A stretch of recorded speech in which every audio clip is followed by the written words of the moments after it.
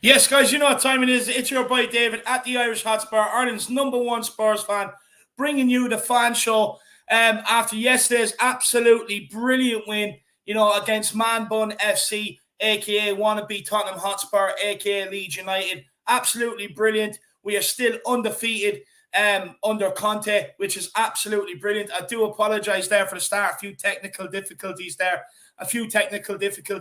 As well. No Jack with us tonight.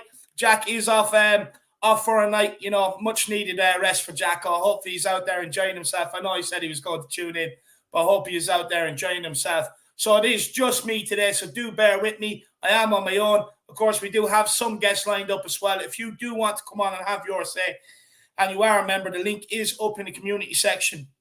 Once all the members are on, and if we have time, I will drop the link into the chat for you guys to come on and have your say. But no, look, it was a brilliant win. Just quick thoughts on yesterday's win. Look, plenty to improve on. I think the first half, poor enough, but we got going in the second half, which was absolutely brilliant. Really took the game to Leeds and got the results. Two unusual goal scores yesterday in Højbjerg and Reguilon. May I add, I did predict the Reguilon goal, so I was absolutely delighted with that. I could sense it was coming. I know Dark Sung G, who always tunes in for matches and a lot of streams, he was pining for it as well, and he absolutely got it. He was absolutely delighted. Much improved performance from Harry Kane. I thought he was very good yesterday. Son, tried. I thought he was decent enough yesterday. Lucas Moura, bit hit and miss. Overall, had a decent game. So, yeah, look, a lot of positives going forward. Finally scored a couple of goals in the Premier League. Finally got a shot on target as well, which was missing. So I'm absolutely delighted that all that has happened. And now we can move on. We've got NS Mora on Thursday in the Europa Conference League. And then we have Burnley on Sunday in the Premier League. So a full week ahead of us, a full schedule as well. But look, let's see what Harris Army we have with us in the building tonight. Let's see who's joining us. We have Tottenham Tantrum. He says, ladies and gentlemen, everyone from around the USA to Ireland, let's get ready to rumble with New York Jack Stats from Mankanicki and Ireland's favourite son, David, Irish Hotspur Harris. Come on, you Harris Army. Come on, you Flat Cap Army. Absolutely love it, Dermot. Absolutely love it. Also, big yourself up, my man. I hope you're keeping well. He says, big up, lads and ladies. Hope the Conte passion will be infectious. It seemed to work in the second half. My man, I absolutely loved when he turned around and started geeing up the crowd. Even at the end, before the final whistle went, he was in the assistants here on the sideline, getting them to blow it up. And then as soon as it blew up, he nearly pulled the hand off Emerson, nearly choked out Harry Kane. You know what I mean? It was absolutely infectious. He's an absolute leader of men, and that's what we need at this club. Someone that everyone can get behind. Someone that's very infectious. Will bring the fans, the squad, and ultimately the club back together again. This could be the guy. Dietrich Kane says, big up everyone. Hope everyone and loved ones are doing well. Finally, we had the win yesterday, but I wasn't happy with the first half. And this cow of winks, I hope we get Tielemans because he has 1 year left. Tielemans would be a very good option. I really like him, I have to say. Look, we were tracking that guy when he was 16, 17, playing for Anderlecht in the Champions League at the time. We were tracking him, and for whatever reason, we've just never really gone and got the deal over the line. But big yourself up, my man. Look, Wink's performance, I'm going to leave. There's a lot of mixed opinions out there, so I'm going to leave it up to everyone who's coming on and let them have their say on Wink's performance. Alan Harris says, big up, Dave. Jack, come on, you Flat Cap Army. Come on, you Harris Army. Come on, you Spurs. Big yourself up, Alan. I hope you're keeping well. He also says, went yesterday and can definitely say Teletubby would have been better than Winky. First half so poor, but a kick up the arse by Conte. Definitely got an improvement out of Winky. Big up James Watson. He says, big up lads and chat. Come on, you Spurs. Big yourself up. Hope you're keeping well. Killing Kenny. Big up David Harris. It's your boy Killing Kenny at the Irish Hotspur. Bring you to watch along with my uncle and family. Come on, you Spurs. Come on, you Flat Cap Army. Come on, you Harris Army. What a win. Come on, you Spurs. 2-1. Are you excited for Xmas? Man, I'm absolutely pumped. Christmas is my favorite time of the year. It really is. I absolutely love it. It brings out the best in me, I have to say. I'm absolutely pumped. I hope you are too. Old Soul says, watching for the show with a nice spiced pudding and a cuppa. Come on, you Spurs. My man, you are absolutely spoiled, Old Soul. Plum pies, apple tarts, crumbles. You're absolutely spoiled, my man. Where can I avail of all this dessert and tea, my man? You get better fed than I do. Big yourself up. Chris says, big up, everyone. Smash that like and get your super chats in and support the Harris Army. Come on, you Spurs. Come on, you Flat Cap Army. Come on, you Harris Army. Big up, Chris. Really appreciate that, my man. Leon's in the house. He says, evening, lads. Big up, Leon. I hope you're keeping well, my brother. DMT85. Come on, you Spurs. Come on, you Harris Army. Big up from Darren and Emma. Big yourselves up. I hope the two of you are keeping well, Darren and Emma. Big yourselves up. Good win yesterday. Come on, you Spurs. Sanuska Ramshunder's in the house. Good evening. I hope you're keeping well. She says, good evening, guys. Looking forward to hearing from everyone. Come on, you Spurs. Come on, you Harris Army. Come on, you Flat Cap Army. Big yourself up, Sanuska. I hope you're keeping well. Brad Matthews in the house as well. Big up, Brad.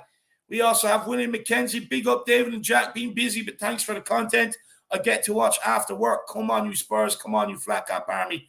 Big up, William McKenzie. I hope you're keeping well, my man. I hope you're not working too hard. I hope you're not working yourself to the bone, brother. Big yourself up.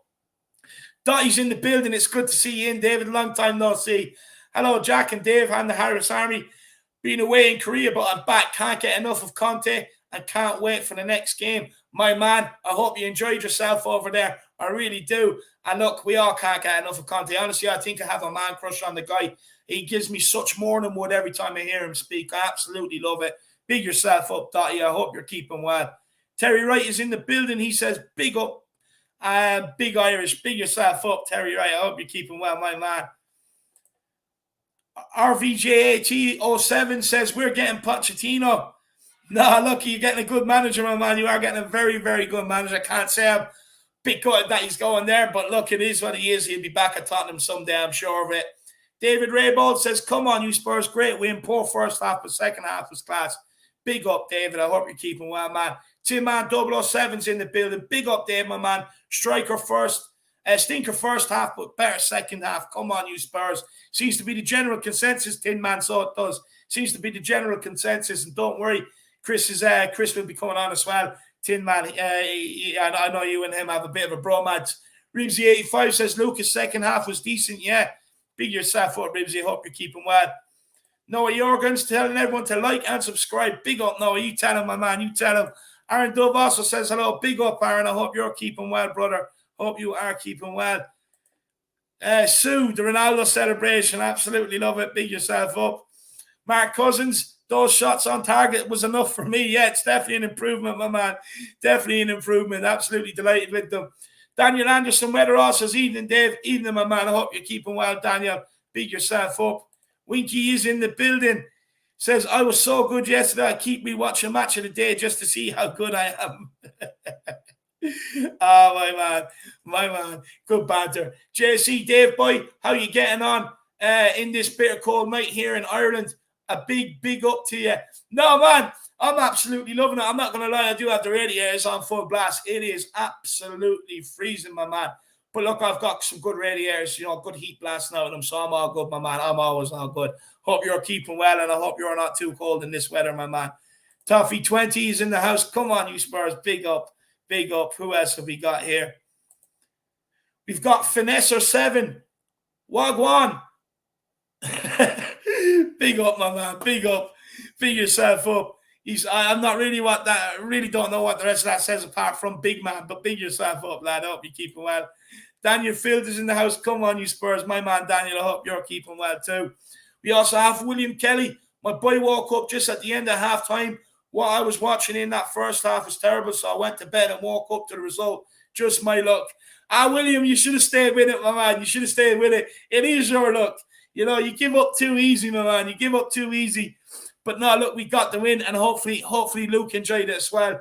William, I hopefully enjoyed the result, getting out of bed and knowing that we got the result and the win, my man. Big yourself up. Big up, William and Luke. The Truth Sets You Free says, big up, legends. My man, Truth Sets You Free. I hope you're keeping well as well. Colin Turner, the winning mentality is starting to slowly seep through. We've got someone special.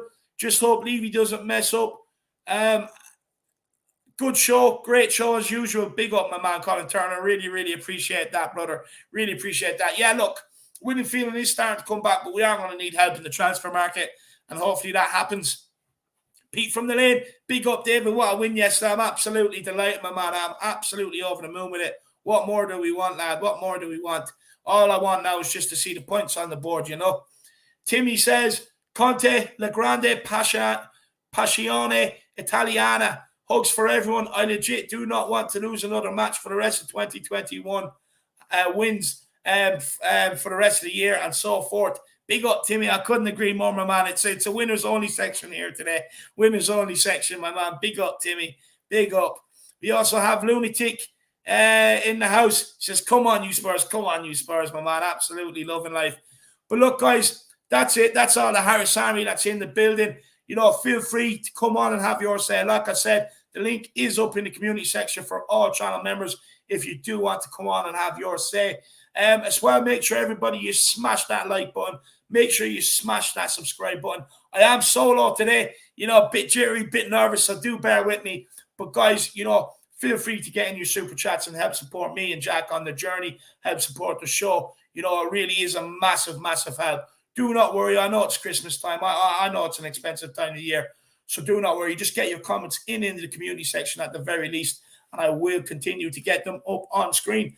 But look, let's bring on the first guest. It's a channel legend. I know everybody loves hearing him speak, so I'm not going to interrupt him. I'm just going to let him off on one. And it's our man, Philip Brady. Philip, how are you keeping, man? Buzzing, David. Buzzing still after yesterday. Good win yesterday. It was absolutely a great win. What's your thoughts on the game? Well, I'll tell you, at 17 minutes past 5 yesterday, as the halftime whistle went, I was considering switching over to watch Only Fools and Horses for the 100th time because it was that bad. But I kept saying to myself during the whole of that first half, we get to halftime still in the game. Conte is going to work his magic at halftime. And boy, did he work his magic at halftime. That was like two different teams. Yeah. The team that came out for the second half bear no resemblance to the team in the first half, because that team in the first half was, indescribably bad. I think it's the only way you could put it. There wasn't one. We were slower to the ball. We let Leeds come out and dominate us. They were first to everything. They really could have been 3 up at halftime, really. In all fairness. They had 2 shots that went very, very close. If they'd have gone in, I don't think even Conte would have brought us back. But like the second half, my God. I mean, the minute Harry Kane hit the post, I says, hang on, there's something happened here. He's really, really got at them. And it really was. It was a great performance in the second half. And one thing I thought was very pleased about in the stats, I think we're the only team since Leeds came back up to outrun them. We ran 4 kilometers more than Leeds yesterday. And that is no mean feat, because Leeds are the Duracell bunnies of the Premiership. They just never stop. We just kept them yesterday. And fair dues to the team. They all, some of them had such a bad first half. It was hard to redeem themselves in the second half. They did up to a point, but as you said, 2 very unlikely scorers. Really, well, you wouldn't have picked that. The only thing is, I did pick the score as being right, and I did say it'd be a tight game, so I got that much right. No, you definitely did. To be fair, you definitely did. Look, me, sometimes I can get carried away, Philip, especially on match days. That's why I usually get you on to kind of calm me down before the game. But no, look, I agree with you. I think the first half, I think it was very poor. We kind of let Leeds come at us, kind of let Leeds dominate the game, which I was very surprised about, because I know we spoke beforehand about getting at them early, being a tackle, being on the front foot and getting the crowd behind them. But look, at the end of the day, we got into halftime, relatively unscathed, only 1-0 down. But what went on in the dressing room at halftime? I mean, a complete different team came out. Well, I mean, the commentary on Sky said, I'd love to be a fly on the wall in the Spurs dressing room at halftime. I'll tell you, he's not the only one, because whatever it did, I hope he, I hope he never has to do it again. In that, up to that level of trying to force them back out on the pitch to do what they should have been doing in the first half. But I tell you, it just shows you what a brilliant manager Conte is. Can you imagine? Now, just go back a few weeks. If we'd have been 1-0 down at half time with Nuno in charge, I probably would have turned it off. I'm not going to say anymore, because we would not have had the result that we got. That's absolutely for sure. Yeah. It would have been a bit like United in the second half against Watford, more or less wave the white flag. Yeah. No, it was. It was. And come here, what do you think went wrong first half? I know Conte kind of took the blame and he said he maybe got his tactics wrong and that. Do you believe that? I don't know. Like, when we heard that Rodrigo and Rafinha weren't playing, I think, God, that's great. That's the 2 threats really out of the team, I think Leeds came there yesterday knowing that Conte was going to do something. And they just, to hell with this, lads, we'll just go at them from the first minute. And they did. And fair dues to them. You know, I mean, if I tell you, if I wasn't a Spurs fan and I was watching that game yesterday, I'd be saying fair dues to Leeds. They did very well, you know. And it's even more credit to us that we came back and made them, they were hanging on at 2-1. We should have had more, really. Like, how many times did we hit the woodwork? You know, it was twice, I think. Twice, and then with it off for the rebound for the goal, so 3 times. No, it was. I don't know what went wrong. I think maybe Conte's never played a Bielsa team before. Yeah, so he probably just didn't really know what was coming. And Bielsa's teams are, as I said, Duracell bunnies. And I mean, they do them. I mean, I'm very impressed with them. If I was in neutral now, I would have been rooting for them yesterday. You know, but you know, I'm not, and I wasn't. But I think. Well, I'm not going to dwell in any one particular player. Well, I'm going to dwell on one player now who I've seen get a lot of stick today, and I don't think he deserves it. Now it's not Harry Winks I'm talking about here. Lucas Moura was involved in everything in that second half. He put the pass into Harry Kane to hit the post. He did the pass to Son to hit the bar. He passed it to he was an assist on Højbjerg's goal, and he got the free kick for the free kick that we scored from. Yeah. So I think that's a pretty good afternoon's work for one player. You know, okay, he might be still like a headless chicken running up blind alleys, but you've got to contribute. You've got to acknowledge his contribution. Without him yesterday, we would have been struggling to score again. You know. Yeah. No, 100%. I couldn't agree more with that, Philip. Look, do you know what it is with Lucas Moura? You can get very frustrated. Like, I think the reason why he's getting a lot of criticism is all the heavy touches he took. He took a hell of a lot, but at the end of the day, he was positive in everything he done, and it kind of shows that he was at the heart of everything positive that we ended up doing yesterday in the game, to be fair. But look, come here. What do you think changed second half? I mean, it was a complete change in attitude, a complete change in style of play, complete change in how we pressed, try and win the ball back. What do you think changed? I think the hitman on the bench went into the dressing room and told him, "I know where you live." Yeah, probably. There was something said, because let's put it like this. We all saw the passion that Conte showed at the end of, to the crowd during and after the game, right? You can be bloody sure he was twice as passionate as that to the players at halftime. Oh, and they took it on board. And fair dues to them. I mean, as you said earlier, David, we need a guy there, a leader there. We need a strong man there to get this team into shape physically, mentally, and every other way. And I think I'd be very surprised now if we don't really go on a run after that result on Sunday. It's given everybody such a lift.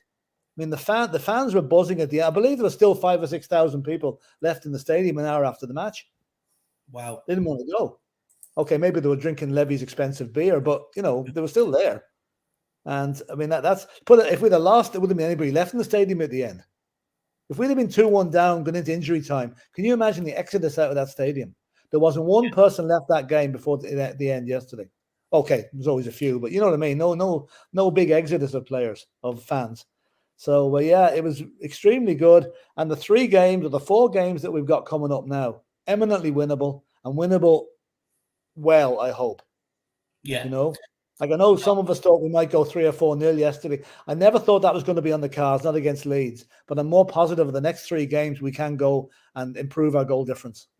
No, we definitely can. Look, the thing is, we're set to explode at some stage, and just keeping this undefeated feeling under Conte, getting the win on the board, matching it next week against Burnley, winning during the week against NS Moore. Just keep that winning feeling ticking over, and see how far we can really take it this season, But look, Philip, a lot of people, look, especially yesterday after the game, now, which I was surprised, especially in my chat here, was very mixed opinions on Harry Kane's performance yesterday. A lot of people saying he didn't play well at all. I mean, I actually thought he had a very good game up front. I thought he held up the ball an awful lot. I thought, he played well. He was trying passes. He had a good bit of vision yesterday, and ultimately he was getting us up the field. Look, the only thing he was lacking was a goal. But it wasn't for the one to try, and it wasn't for the one to get in the right positions. What do you think on Harry Kane's performance yesterday? No, I think I'd probably give him a pass on the first half because there was nothing really of any great note that he did in the first half. But in the second half, if you notice that 30 seconds after the restart, he was running where he should be, running ahead of the midfield, waiting for the ball to come to him, and he hit the post. Okay, some people say he should have scored. The goalie actually got lucky there. The goalie just got a flick onto it, and that set from that moment on, Harry was, now he's not 100% Harry just yet for Spurs, but he was certainly getting there. And his hold-up play was brilliant. The one thing he didn't do, I think it was in injury time, he had a great chance to go through, and he just had a heavy touch and allowed the centre-half to get back and nick it off him, I was just hoping he'd go through and score, because a Harry Kane goal in injury time, can you imagine? That would have brought the roof off the place. It would have brought the roof off it, But it's coming. It's coming. It's coming. Do you know what? I have to say, I do disagree with the first half. I actually thought he was our best player coming off the pitch in the first half. I was going to generalise in the first half. I don't think anybody, nobody really, there was nothing to stand out. There was no attacking intent really in the first half from us, except for a couple of things. Okay, he may have tracked back and got that, but I'm kind of trying to forget the first half now. Just I know that, but no, I do think. Look, a lot of people are saying he didn't really play well first half, but I do disagree, because in fairness, he was dropping deep a lot to pick up the ball, and anytime we were going forward, he was at the heart of it with his passing. But look, I think, what it is, Philip? I don't know whether you agree, but I think towards the end of the game, he looked very, very tired, especially that last 5, 6, 7 minutes. He looked absolutely done out there. He looked wiped out. Well, I mean, he's after playing, 130 minutes for England. Yeah. He put in some shift in that second half there. And if you look at it this way, he hasn't been the beneficiary of the Conte training regime only for a couple of days. They only came back on Thursday. So he hasn't had the full effect of it yet. I would say as this week goes on, next week goes on, we'll probably see him being a little bit fitter. I wouldn't be too more worried about that. I would say that some of the players that they were away in international duty will take a while to get up to speed with the fitness, but they'll get there. No, look, you can definitely see it starting to take. It is starting to improve. Like you said, look, you look at the running stats yesterday. The Conte fitness regime, it will start to take place the longer he has with these players. I do agree with that for sure. Truth Set You Free says, for Winky in the chat, rate your second half. There's a guy pretending to be Harry Winks in the chat. He's absolutely comical. Big up the Truth Set You Free. And he also says, sell Winky to Stevenage FC, no interest, free loan. big up the Truth Set You Free. And look, that leads me to my next segue. Phil, what do you make of Harry Winks' performance yesterday? Again, a player that splits the fan base. I sent a tweet to the Irish Hotspur during the game, said, get Winks off the pitch now. That was in the first half. Okay? I thought he was absolutely dreadful. The words couldn't describe how. I'm lucky I wasn't throwing things at the TV every time he got the ball, Second half. Now, I'm not saying he was great. I'm not even saying he was good, but he improved a lot on the first half. Yeah. Still not to a standard that he should be at. He still shouldn't be in the first team, I don't think. But the thing is about it is, Conte actually singled him out after the game to say Harry Winks did very well in the second half. So I'm beginning to think, like it or lump it, Harry Winks is going to play a part with Conte, at least until January. After that, who knows what's going to happen, But I think Conte has given everyone an open sheet here, a clean page, clean bill of health. And it's up to them to prove to him that they can do a job for the team. And while we all think Winks can't do it, we're not the ones that picks the team. That is very, very true. That is very true. No, look for me. I think everybody knows my opinions on his performance yesterday. But look, Philip, moving on. Conte at the end, you seen him there in the second half conducting the crowd. At the end, he was in the referee's ear to try and get the final whistle blown. And then at the very end, he must have went round to the whole team, and nearly pulled the hands and the heads off them. Absolutely buzzing he was. Do you know something? Leaving the match aside, leaving the result aside, that is the bit that absolutely got me buzzing last night. Oh, stop. Same here. To see him go around to every single player on that team and the substitutes and give them a bear hug. Yeah. That to me was, and tell you one thing, they were all smiling at him. There was no kind of shirking away. Oh, I'm not going to give him I'm not going near him. They were all buying into it. And I think that guy is going to absolutely revolutionize Spurs. He started already. He's got a team going there now that they would die for each other. Under Nuno, that they didn't give a shit. I'm sorry to say it, but they didn't. Yeah. Now they do, because they know if they don't give a shit, they'll be on the move in January or June or whenever. So I absolutely love that his passion. The one thing I'm waiting for him to do, he's done it at Chelsea, and I hope he does it at Spurs, is the knee slide down the line when we score. Yeah. I'm just waiting for that to come. He will bring the house down when he does that. But the crowd love him. I mean, good God, you see the crowd was just buying it. Because good and all as Pochettino was, good and all as bad and all as Nuno was, none of them had the personality to do that type of thing and get away with it. Yeah. We all know Conte he wears his heart on his sleeve. He lets it. He doesn't bottle it up. He doesn't stand on the side like a statue. He kicks every ball with that team. Yeah, kicks every single ball, and I'm absolutely delighted with him. And I think, the BBC today starts saying maybe Spurs will make a late charge for top 4. Late charge me arse. There's 26 matches to go. Yeah. We'll be making an early charge for the top 4. All we want is someone, the top 4 at the minute, to start slipping. We're already ahead of United. We're breathing down the other lot's neck who got hammered on Saturday, and hopefully that puts them into a downward spiral. So the only way is up for Spurs now, especially with the 3 games we have coming up. No, 100%. I couldn't agree more. Look, win them 3 games, who knows where we could be. We could be sitting inside top 4, Philip. But Philip, come here. 2 players that scored yesterday, 2 players that have received an awful lot of criticism this year in Reguilon and Højbjerg. We'll start with Højbjerg. With Højbjerg, a lot of mixed opinions on his performance again yesterday as well. But ultimately, he got the goal, and then you heard his quotes after, basically saying, he didn't celebrate purely because he was pissed off at how the game was going and we weren't winning. He wanted to win the game. You hear them quotes. Is Conte's winning mentality maybe starting to breathe through to some of these guys? Yeah, I think Højbjerg. I was glad. Højbjerg equalised. He didn't go off running around like he just scored the winning goal in the World Cup final. Yeah. He says, "Come on, lads, back to the halfway line. We've work to do." I love to see it. Yeah, that was what I love to see, and that's Conte coming through on him. Okay, he didn't have a great game yesterday. He had a terrible first half. He improved in the second half, as they all did. But he won't be happy with his performance. Okay, he got the goal, but you could see with him, the goal was only a means to an end to get us back into the match. He was looking for no personal glory for scoring it. Yeah. Now, as regards to Reguilon, I'm so delighted to see him scoring. Because the guy has been knocking on the door. I mean, geez, I'll tell you one thing: his reactions to that free kick. It was quick.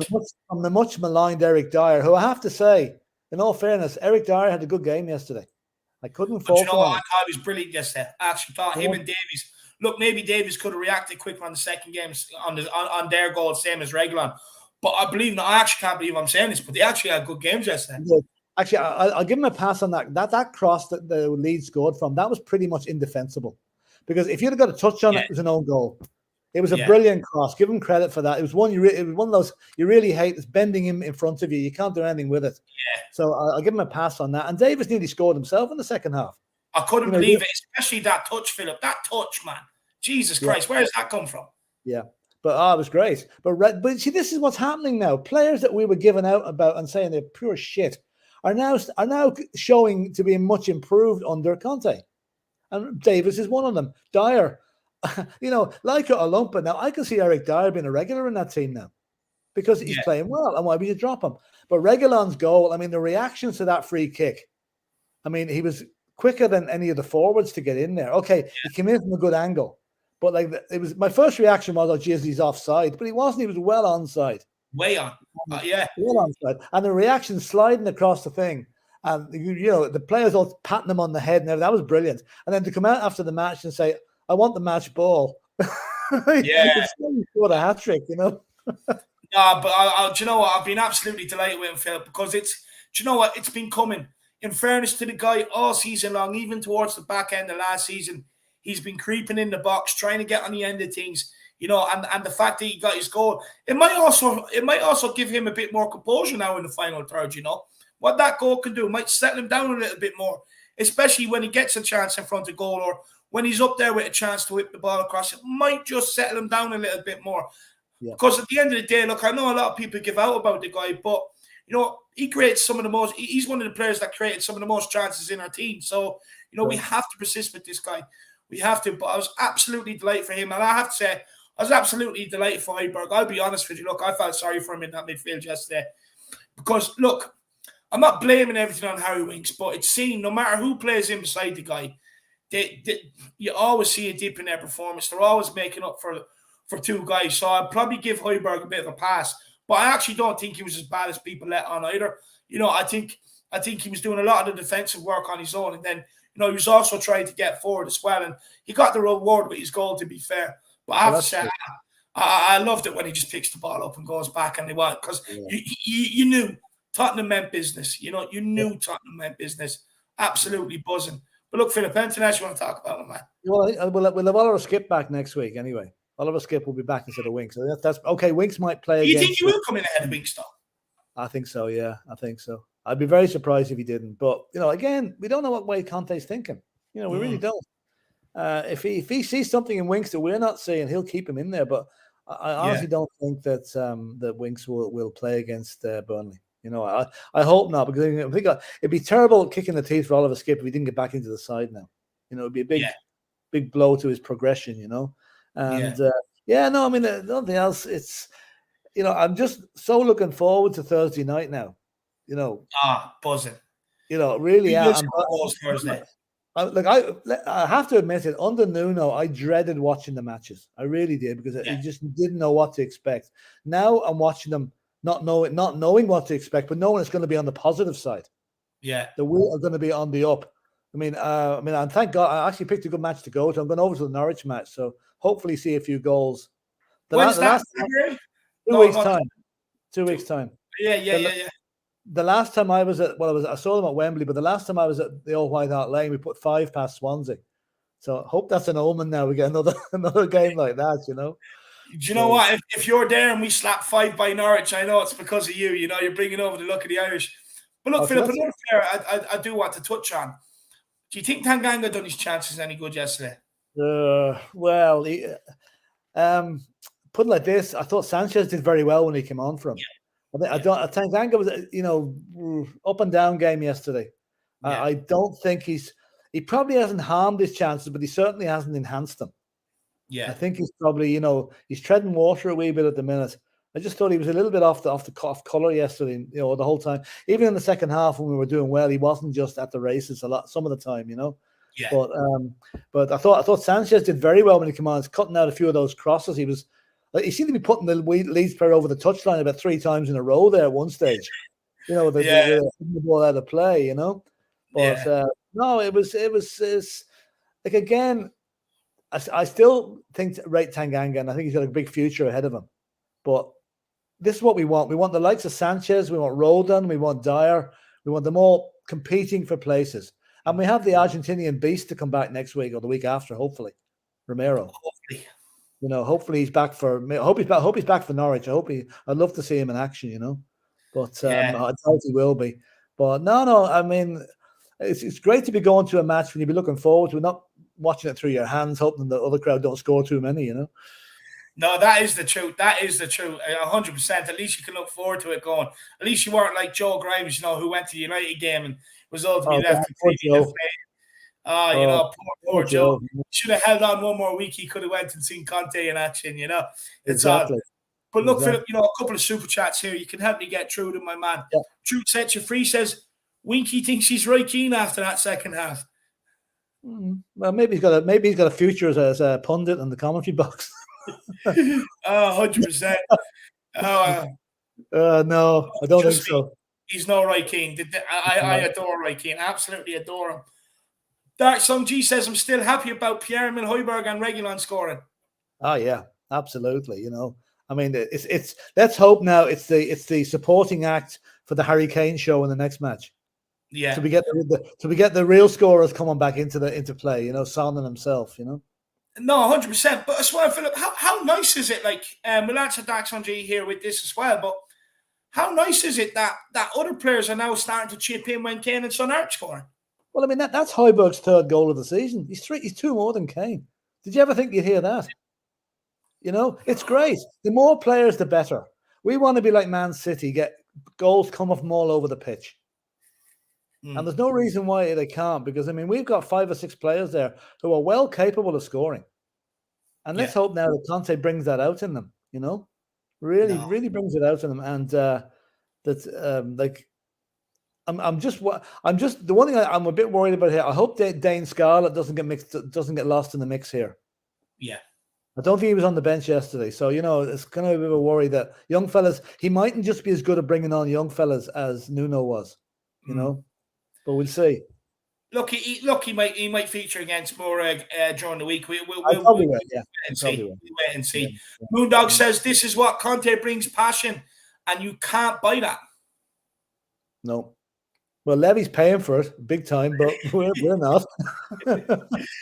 No, look, Moondog, you know, it's absolutely brilliant, my man. I'll be honest with you. I'm absolutely delighted. Like, you know, what we've seen yesterday, it's a fan's dream. Let's be honest. It's a fan's dream. It's what every fan wants to see.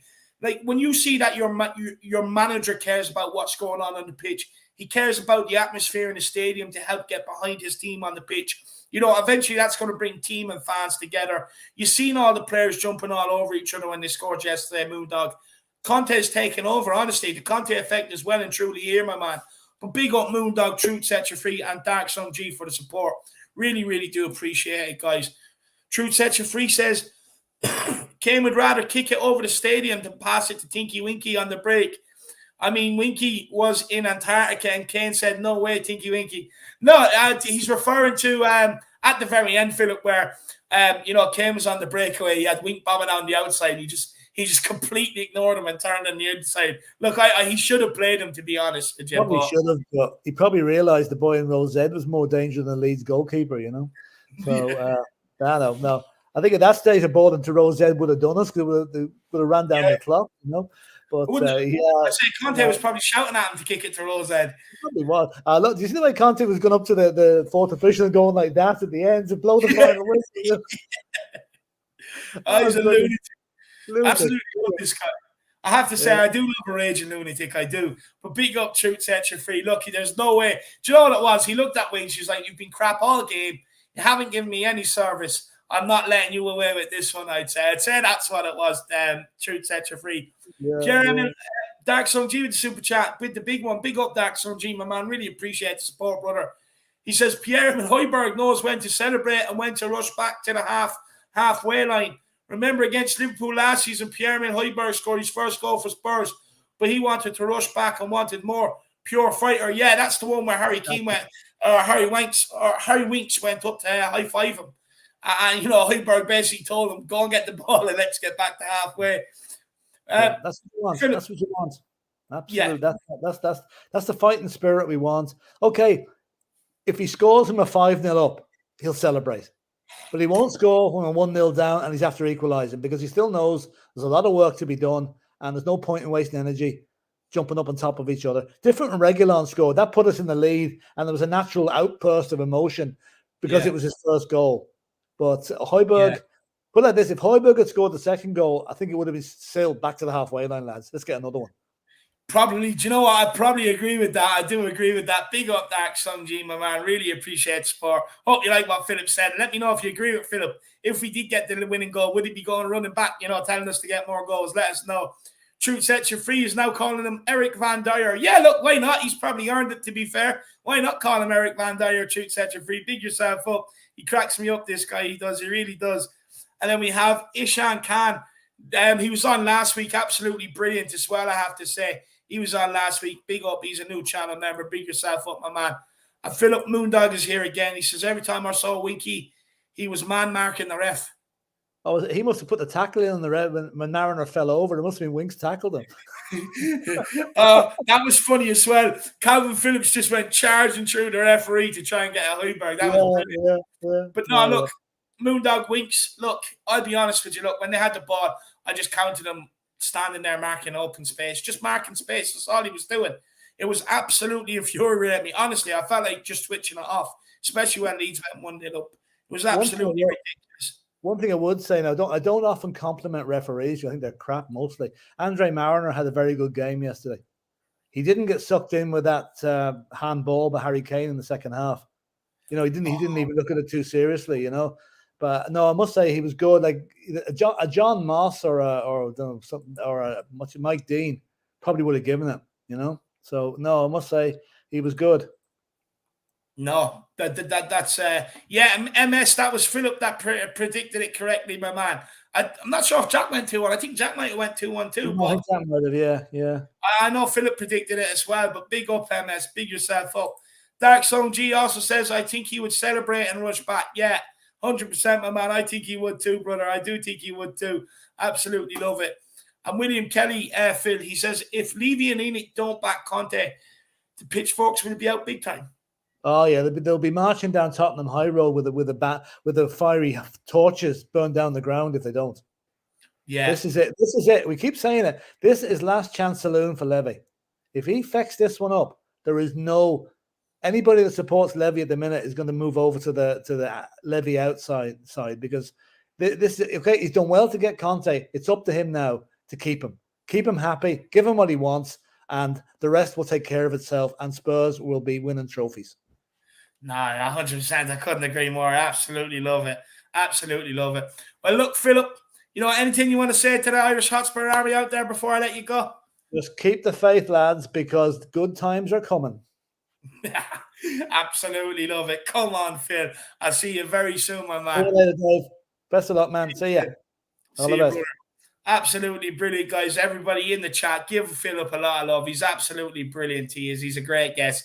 William Kelly, my man, I could not agree more. Look, the pitchforks will be out. It's last chance saloon for them. They either back him or, you know, fans will not stop until they're out, to be honest with you, William. So it's now, the ball is in their court now. At the end of the day, it's in their court, you know. So let's see what they do with it. MS says the best dive ever in a game by the ref. Oh, man, it was absolutely comical. I just seen him go flying, and then when they showed the replay, you know, Calvin Phillips, he was just like, no, am I moving? No way am I moving around this referee. He just ran straight through him. It was absolutely brilliant, man. We nearly got off on the attack as well, MS. Truth Sets You Free says Kane gets less service than a cell phone in Alaska. Do you know what, though? Alaska, I've always wanted to go to Alaska, my man. Before I die, I definitely want to get out there, see what it's all about. It looks like the most beautiful place on planet Earth. But no, look, he had a chance yesterday. He had a couple of chances yesterday. You know, look, on another day it'll come. He's just getting his sharpness and fitness back. It's coming. It's coming. The Truth Sets You Free. He's ready to erupt. Trust me, my man. And then we also have Moondog as a new channel member. Big up, Moondog, and I hope you're keeping well, my man. Make sure you come on and have your say as well. The link is up in the community section if you want to come on, Moondog. And William Kelly says, hashtag we want trophies. That's what I'm talking about, my man. Keep hashtagging the living crap out of that. Of course we want trophies, my man. You know, we want tired arms. We want that many trophies that we just don't want to be lifting them anymore because we're too tired. But big up William Kelly, my man. Absolute legend. Absolute legend. But look, you know, it's time to keep this show moving. Let's get on the next guest. And I do believe it is our man, Brad Matthews, who, may I add, is a little under the weather today. Yeah, hi David, hi everyone in the chat. Yeah, went out last night for a curry after the game and just got home. The curry now, Brad? Sorry? Just the curry, Brad? No, it is. I think a friend of mine had a bit of a cold and, oh no, I didn't, maybe. And I got home and, just didn't sleep very well and my throat was really sore and my nose was blocked and that. I had today off, which is good, so I just stuffed myself full of pills and Barocca and that sort of thing and yeah, so a little bit tired, but I got a beer out just to sort of try and lift the mood. So, but yeah, I mean, yesterday was very, very encouraging. I'm really, really optimistic. As the great philosopher and poet Dermot once said, things can only get better. So I thought yesterday, when you think Conte's only been at the club for 3 weeks. Has hardly had any training sessions with the full team. And yet yesterday he still had an influence. Because at half-time, I thought, oh, great manager, same players, sell them all. You know, it just really, really disappointed in the first half. But whatever he said to them, whatever tactical changes he made at half-time, it really, really worked. And they came out. It wasn't pretty, but they came out and they fought like demons to get that win. And I'm thinking, well, if he's done that, and let's face it, we had 2 of our best players out yesterday. If he's come and done that in one half of football, what's this guy going to do when we get a squad that's been training with him, that get to know his tactics, get fitter, and then if he adds players in the January window, this team could do things. It really, really could. And talking about the pitchforks, this is last chance for Levy. He's got to back him. Because there are still things that need fixing in this Tottenham team. Let's not be. It's great win yesterday, and they showed a lot of character, but it's still a lot of work to be done there. And I'm actually looking at this season now. It's almost like a big pre-season for next season in a way. Yeah. Because I think that he wants to win things. And I really love that attitude. And if you're in a team that coming second or third is a failure, that's what you want. That's really what you want. Because if you fail second or third, you're still in the Champions League. So, so with failure, you've still got something. But I'm really, really optimistic. I felt yesterday it certainly showed that we miss Eriksen and Dembele in their pomp. We do need that creative midfielder. We do need that ball-carrying midfielder. Maybe Højbjerg can do the ball-carrying midfielder. Maybe he could do that job. But do you think so? We definitely need some players. But I'm filled with optimism and excitement, and actually looking forward to watching Tottenham play for a first time in a long time since Bosch, probably. Yeah, no, 100%. I couldn't agree more. Truth Sets Your Free says, big up to Brad. Big up, Truth. Hey, Truth, how you doing, mate? Big up. Absolute legend. And we also have William Kelly. Come on, Brad, you can beat the man flu. I'll be back. Beat the man flu in the chat, guys. I'll be back. That's the good thing about working from home. It's still just about scroll up to your keyboard and like fall asleep for the rest of the day, sort of thing. Just send a few emails just so people know that you're there, Stuff. No, it is handy. All right. Big up William Kelly and big up the Truth Set Your Free, guys. Big yourselves up. Brad, what do you make of Harry Winks' performance yesterday? First half, rubbish. The whole team were rubbish in the first half. There's no getting away from it. Second half, he improved like the team did. It was good to see him actually pushing forward a couple of times, getting forward, getting the ball and carrying it, which is really what Winks used to do. I still didn't think, great to see Winks playing well. At least we got a replacement, that he can come in and do a job. He still has to improve, but it was an improved performance by him yesterday. And just because he did the things he used to do 2 or 3 years ago, which was get the ball, pass it forward or run with it, just carry it. And I think maybe that's a confidence thing. I don't know. But it was a better performance. And I thoroughly agree with everyone talking about Eric Dyer. Eric Dyer was very, very good yesterday. I think there's one little slip he made, but on the whole, he was very, very good. And if you can get that sort of performance out of him, if that's what Conte does, well, then, we have to strengthen in that area. But, it would be good to have Eric Dyer, because he gives it all. He gives it his passion and that for the club. Yeah. Well, I know. I've almost been on the end of it when he sort of came up the stands at me and so he's passionate, all right. And so if we can get good performance out of him, I think Tanganga probably played because Sanchez had been away with the Colombian team. I think Sanchez would have played if it hadn't been for the fact he'd been travelling around the world with Colombia. Tanganga, he's only a kid. He's only young. He's got a lot to learn, and that will come. With more game time, it will come. Sanchez, I thought, was very good when he came on. Won a lot of balls in the air. His pace, I think he brought him on for his pace as well. He's very, very quick. And he won a couple of tackles on that byline, putting the ball out and that. So, and I really like the fact he brought Sessegnon as well. That says a lot to me. It's almost like, okay, there you go. There's your chance. Yeah. There's your chance, mate. It's a tight game. We want this win. You go out there. And, okay, Reguilon, I think, had gone down injured, so that might have been the reason. But I was so glad that he gave him that chance. So there you go, mate. You go and do it. Yeah. I did notice Conte. I spent most of the game watching him. The team is just amazing. What was it like in the stadium, Brad, when he started telling everyone to start singing and stuff? Oh, brilliant. The first half, it was quiet, but second half, the crowd got more involved. But when he started doing that, the crowd was just brilliant. It was absolutely amazing. And that's got to lift the players. That's got to lift them because you'll know when you see your first game there, it's loud. It is very loud in there when the whole crowd starts singing. And that was just the passion of this guy. I mean, I don't know why they have the coach's box. He doesn't stand in it. He stands on the halfway. He stands on the line, on the byline. You know, he got told off a few times by the fourth official. But yeah, no, he's just that passion. He's just showing. And you're right, at the end of the game when he's hugging all the players, and you think, oh, we won something. We won a couple something. You know, and that's great. You want to see that. You really do want to see that. The one strange thing about the game, which no one's actually, I noticed it. I don't think the cameras picked it up. Dele Alli came on for a few minutes, and he didn't have a lot of time to do anything, to be fair. But he literally walked off the pitch down the tunnel pretty quickly at the end of the game. Not quickly, but he walked off down the tunnel whilst all the other players were shaking hands and hugging Conte and that sort of thing. And, you know, he actually walked off the pitch. So I'm not sure what that's all about. If it's because he was disappointed in his performance, well, he only played for 5 minutes. What does he want to do? But even so, that's not an excuse. You've got to stay there with your team. So I've got a feeling he might be gone in January because, you know, that sort of said a lot to me when he did that, you know, because it was a great moment. Everyone's enjoying the win.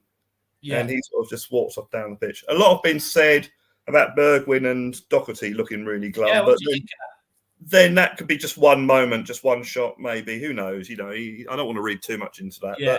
But hey, if they want to play, if they're disappointed, they don't, you know, get out the clubs. You know, I got no problems if you sell them because you got everyone's in that together. We're all in this together. That's what impressed me about Conte in his pre-match press conference. He said all the way from all your fitness, your mentality, your love of the club.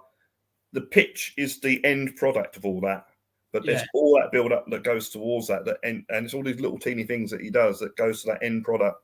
Yeah. So I'm really, really excited, and hopefully we'll win a cup this season and get fourth. No, look, Brad. There's definitely no reason why we can't. You know, look. At the end of the day, Conte will switch things around, like you've already alluded to. And Philip, like, you know, look, he's had barely any time to, proper training sessions with the team. The fitness you will see that start kicking in, especially around December, January, which I'm looking forward to. And you will see a remarked improvement from a lot of these players, I'm fully sure. So, look, there's no reason that we're already at the quarterfinals of the Carabao Cup. You know, Man City, who knocked us out, who ultimately bet us last year, they're out. Why can't we go and win it this year? You know, we have the Europa Conference League. We win we win Thursday. We're out of the group. You know, why can't we go on and win? And why not? And that's what you have to do. You know, you want to win. I mean, I've got friends. One of them's an Arsenal. No, you don't want to win the Carabao Cup. It's a really pity little cup. And the conference, that's embarrassing. No, you want to win everything. Yeah, that's what football teams do. They win stuff. So every competition you're in, okay, he'll probably rotate a bit. He's even said that he'll probably rotate a bit on Thursday against Mura, but that's fair enough. You know, fair enough. But yeah, you want to go out there and win. Yeah. So Dele's getting a few comments there. So to tie his hair. Yeah, he was. Little pump. It's not Dele. It's Little Pump. Yeah, he doesn't help himself, does he? To be fair, you know. And I mean, okay, look, I'm not criticising his hairstyle, but when you put colours in, you know, you're bringing attention to it. You know, it's I don't mind the Dele Marley thing, but putting colour in there, and you're bringing your hair, people are going to talk about it. If you have a bad game, they're going to make comments on it. So it's all like, well, okay, you know, wait till you play. You nicknamed him the Walking Crayon yesterday, Jack. I'll tell you what I did notice. This is really weird, and I don't understand why people pay all this money to go and see football matches. Because of my age and the fact that I'd had 3 pints before the game, halfway through the first half, I had to go to my other office, the toilet, and I went out to the toilets. And you'll know when you go to the ground, there's like a chicken place where you buy chicken. And they've got tables in there and a big screen where they show the game and any other game. There are people in there. There are about half a dozen people in there eating chicken, watching the game on the big screen. Why? And I'm thinking, why are you paying your money for this to do that? It's incredible. Yeah. You know, I mean, okay, I'm actually running to get to the loo so I don't miss any of the match and get back again. And then they're having the chicken, watching the games. It's just bizarre. Oh, It's really bizarre. that's such a waste of a ticket, Yeah. to be honest. Such a waste of a ticket. And there were some fans were leaving towards the end of the game, which again annoys me because the game, even at 2-1, it's still tight. And you think, well, why are you going to pay all that money to go and see a game of football when all you're worried about is getting away early so you miss the crowds? You know, so it's, I don't understand. I never have understood that, you know, so. But yeah, all in all, yesterday was a good day. And yeah, Moria on Thursday. Burnley will be difficult. But it's winnable. And we really want to hope that by the end of the year, well, around about time we play Liverpool, that Tottenham are there or thereabouts top 4, because then Conte can say, we can do this, but we need a little bit of help. Yeah. And hopefully we'll get that. I don't think the January transfer window will be a big window, but I hope that we do get some players to strengthen the team. And the other thing is that I really hope that these players that we might be interested in, whose contract ends at the end of the season, well, no, buy them now. Spend a little bit of money and buy them now. You know, get them and get them bedded in. So next season we start with the team we've got. None of this wait to the end of the transfer window to sign 3 players. We start pre-season with the basis of the team we're going to use for that season. Because I really think that we could do stuff with this team. Certainly this year, there's no one standing out for 4th, to be honest. You know, Arsenal proved on Saturday that as soon as they come up against good opposition, they're useless. You know, which we've got to do as well. Don't get me wrong. We've got to prove ourselves against good opposition. You know, so West Ham, I think, are in a good run of form, but as you know, you're always going to get those bad runs of form, so they're due for that. Man United, if they get a decent manager in, could make a run near the end, because they've got some decent players still, but they're all talking about having, you know, interim managers for an interim manager. So it's fantastic, isn't it? It's great.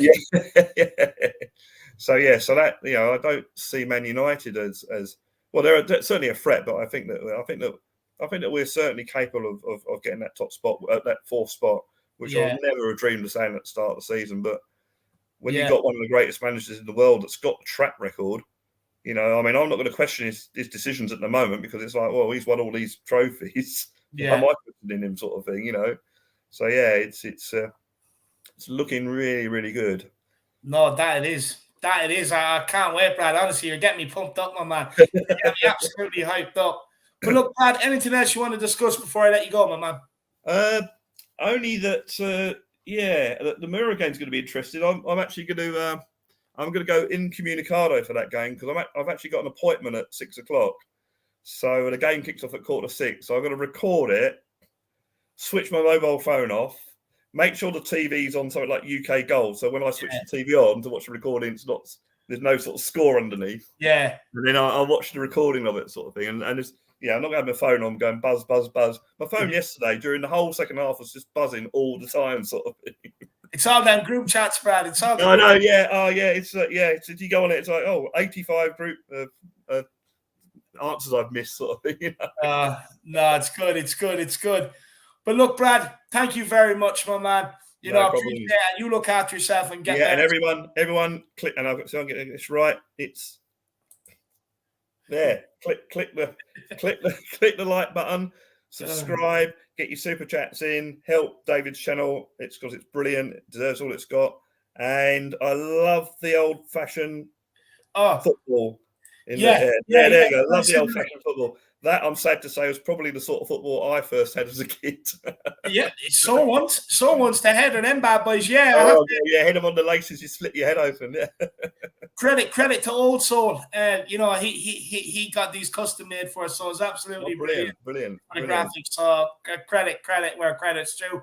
But Brad, you look after yourself. You get to bed nice and early tonight now, my man. I will tonight. And just everyone, big up to everyone that's on after me. And to big up to Philip, who's on before me, because I probably will get an early night. I'll watch the show and I'll probably doze off under the covers. So let me know who puts you to sleep, lad. They're not doing their job. But big up, Brad, my man. I'll see you again very soon, brother. Yeah, go on, you first. Take care. See you, my man. Everybody, get in the comments. Show Brad the love he deserves. Absolutely brilliant call as always. Kuva99 says, Then he was in a hurry down the tunnel to get back to his pause game before he was timed out on the main menu. Yeah, 100%. That's why he was running down, so that the Xbox wouldn't turn off on him, so because he probably forgot to save the game. Probably true, Kuva. It's probably so true, or else, Pep Star was waiting around for him or something like that. Maybe he was late. Maybe he was late for a Fortnite stream or something else like that. You never know, Kuva. Or maybe he was supposed to get another colour put in his hair. Who knows? Maybe he was running late for the hairdressers. Who knows, Kuva? But big yourself up, my man. Big yourself up. Really appreciate the support, brother. As always, you do crack me up. You do. He does. Kuva, he's a good guy, that guy. Faz Radfire says, buy players, get results. Not get results equals not buying players. No, 100%. 100%, Fazzy boy. Couldn't agree more, my man. And I hope you're keeping well. I think you said you went to the game yesterday. Let me know if you enjoyed it, my man. Let me know if you enjoyed it. You should have. Should have. A nice victory for us. Like I said, it's only a W's only corner here this evening. So, any West Ham fans, any Arsenal fans, any United fans want to come in, just let me know, make me aware, and I have to put them in the timeout because it is only winners only. So, look, if Watford fans want to come and join in, more than welcome. Liverpool fans want to join in, more than welcome. Like I said, it's only a winners only this week. Winners only. But look, let's keep rolling. Let's get on the next guest. It's a guy I know so many of you love, and it's our man, Chris, brother. How are we? Oh, good. How are you doing, David, sir? First of all, congratulations on your year's subscription. Absolutely amazing. Right. Second thing, smash a like, get your subscriptions in, and support Harris Army. Let's go for another year. No, 100%. Look, me and Jacko, we're not stopping anytime soon. We're going to look, the thing is, Chris, we're constantly trying to improve the best we can. That's why you got me on here. David. And that's it, that's it, Chris. We've even got the flat cap and everything. It's all about improvement, man. It's all about improvement. Exactly. What's your thoughts on yesterday's game? First half, I nearly switched off. I have to admit, I was getting frustrated. The second half, I was like Conte on my bed, jumping around, waving them on. Go on, get in. I was absolutely ecstatic. I was so happy, David. I was so happy. Yeah. It was our best performance I've seen for a very, very, very long time in that second half. It was, to be fair, it was a very, very good second half performance. Just quickly, Jamie, do you know what it is? It's just the fans growing up. You used to win everything, and it used to piss me off. I used to have to run around after them in the estate and try and give them nuggies and everything else because it used to really wind me up. But no, Chris, look, first half was absolutely woeful, wasn't it? It was absolutely pathetic. Got booed off at half-time. What happened at half-time? They all deserved to get booed off at half-time. Even Conte admitted they deserved it. I would have loved to have been in that dressing room to hear what Conte was saying to him. You know that. I would have loved to be in that fly on that wall just to hear exactly what he was saying to him. Because whatever he said to him, their mentality changed. From the first 30 seconds of being on that pitch on that second half, you could see it. The atmosphere was changing. So whatever he said, done the trick. And then now they just need to keep that going. Yeah. No, they definitely do. I reckon it was that Baldy guy that got in at half-time. The hitman. That guy, honestly, he was cracking me up. Even at the end. Because even when he was doing the substitutes, just stone cold face. And then at the end, we're winning. Conte's going nuts. And again, camera pans to him. Just that stone cold look. He looks like he's a killer, that guy. I told you, he's been sent there. David, I told you last week, he's been sent there by Conte to give Levy the warning. You better sign players or else. You see this guy here? He'll take you away. Yeah. No, absolutely brilliant.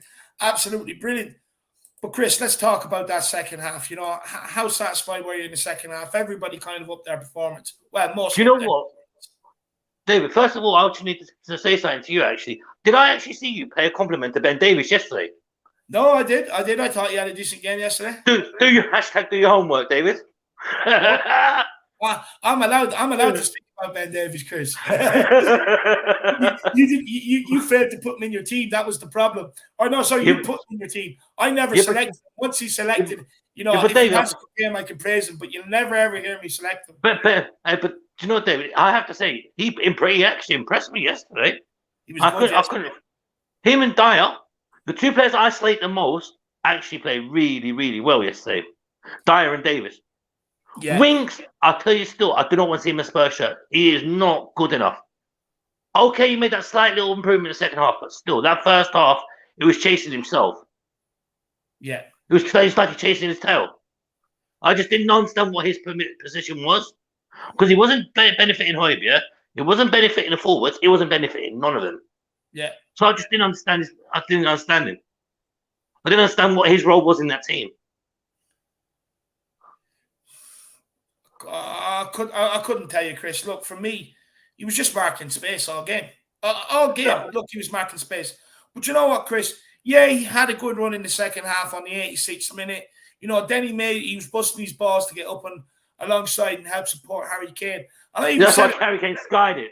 yeah, but I even said in the watch along, I says, now this is all people's going to remember from Winks' performance is this last 4 or 5 minutes. And they'll forget about all the atrocious balls he was playing, all the atrocious balls into Lucas Moura. Like, the thing is, he's given him to Lucas Moura in a position where he knows Lucas Moura can't do anything with it. And the only reason why he done it is because he was being put under pressure.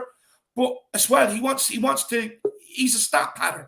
He done that for his stats so he could get completed passes stats. David, the problem was, the passes that he was incomplete and he was putting Højbjerg in the stuck. And he'd done it a few times in the game.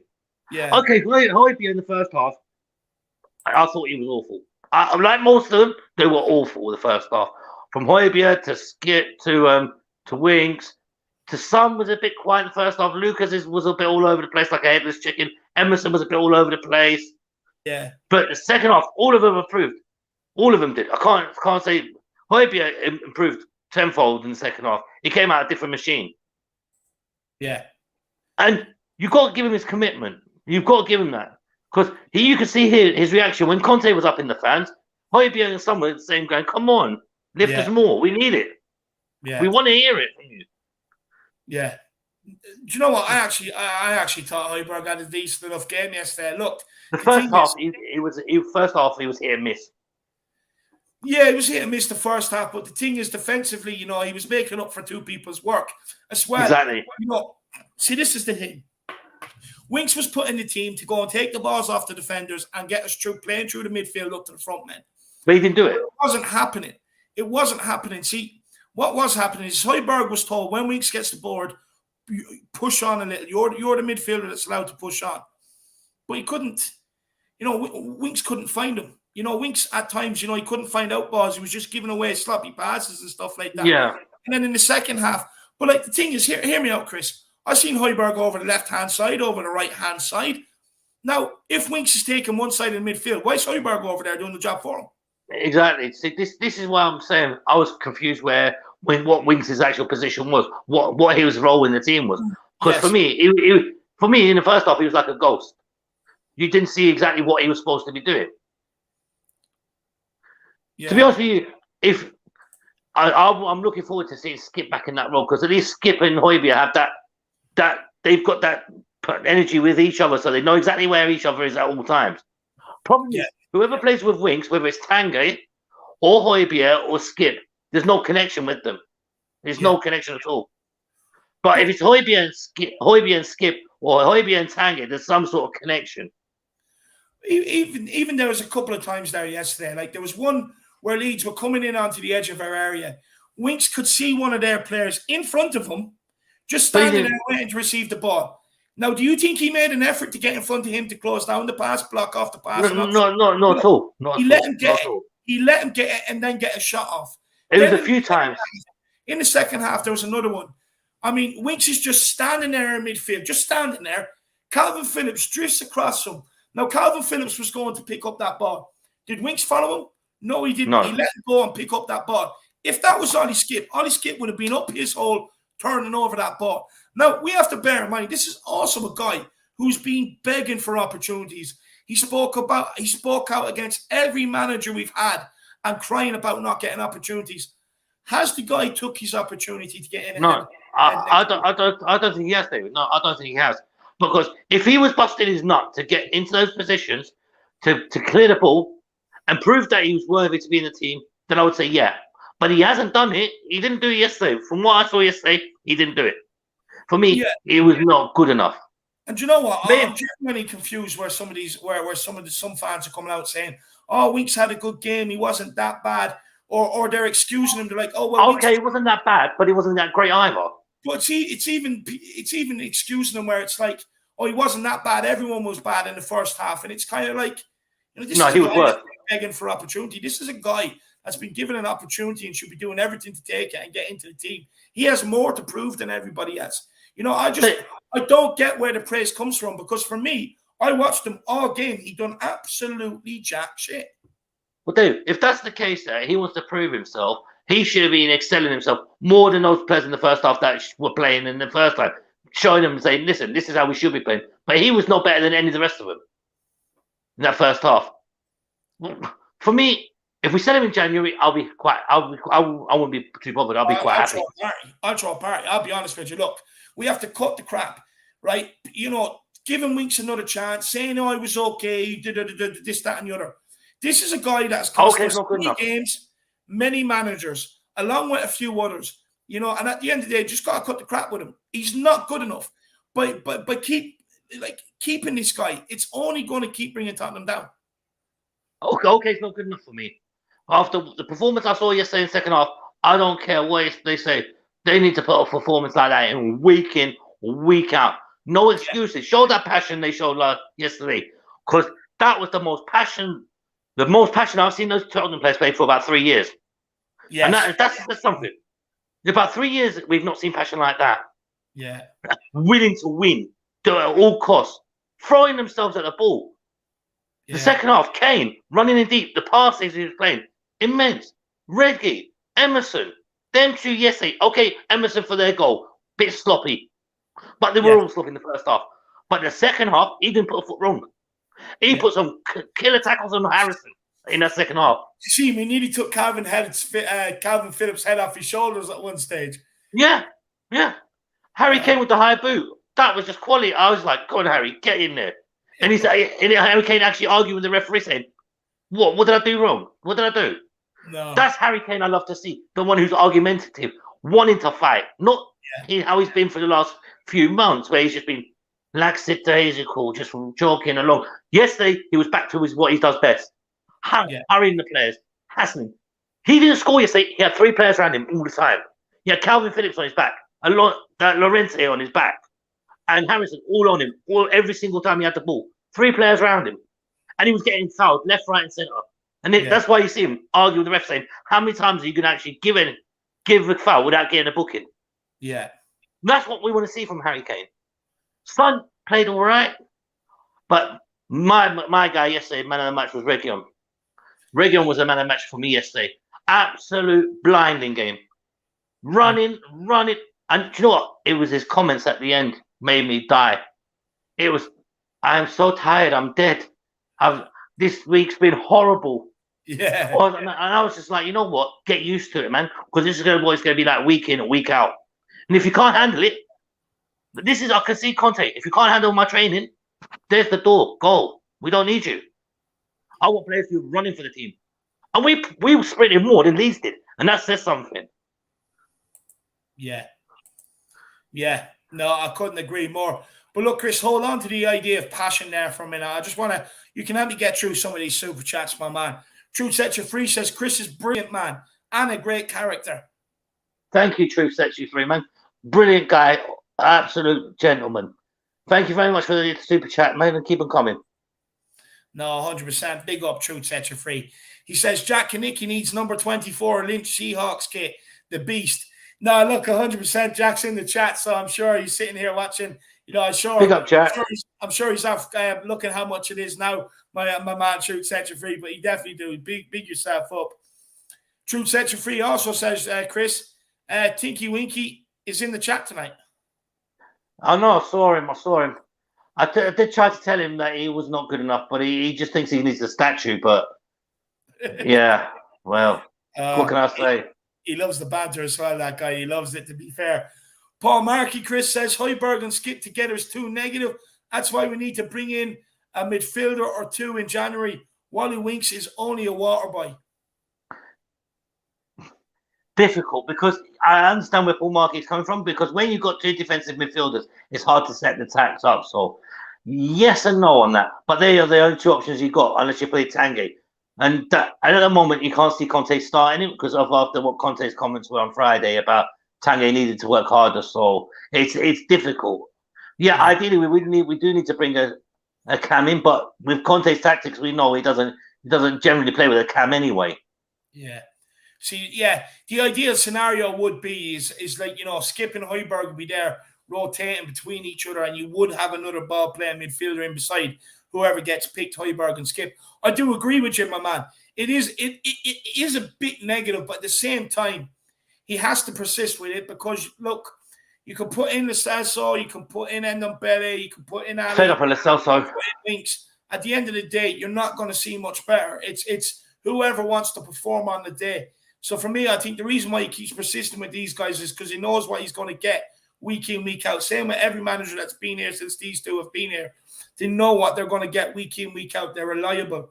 But look, you know, Paul Markey, hopefully, I agree with you. We do need to go into the midfield area. I agree. Transfer window. We have to pick up that deep lying playmaker. We have to. It's that simple. Someone that's I agree with him. Comfortable on the ball, because it makes the games a lot easier. It means we can start playing on the front foot. It means we can dominate possession and implement our game on the opposing team as well. So big up, Paul Markey. Great super chat, my man. Really appreciate the support. William Kelly. Now, this is a good one, Chris. He says, I believe the reason he played Winks is because Conte is making a statement to Ndombele. Back up, get fit, start playing for this team, or you won't get near this team.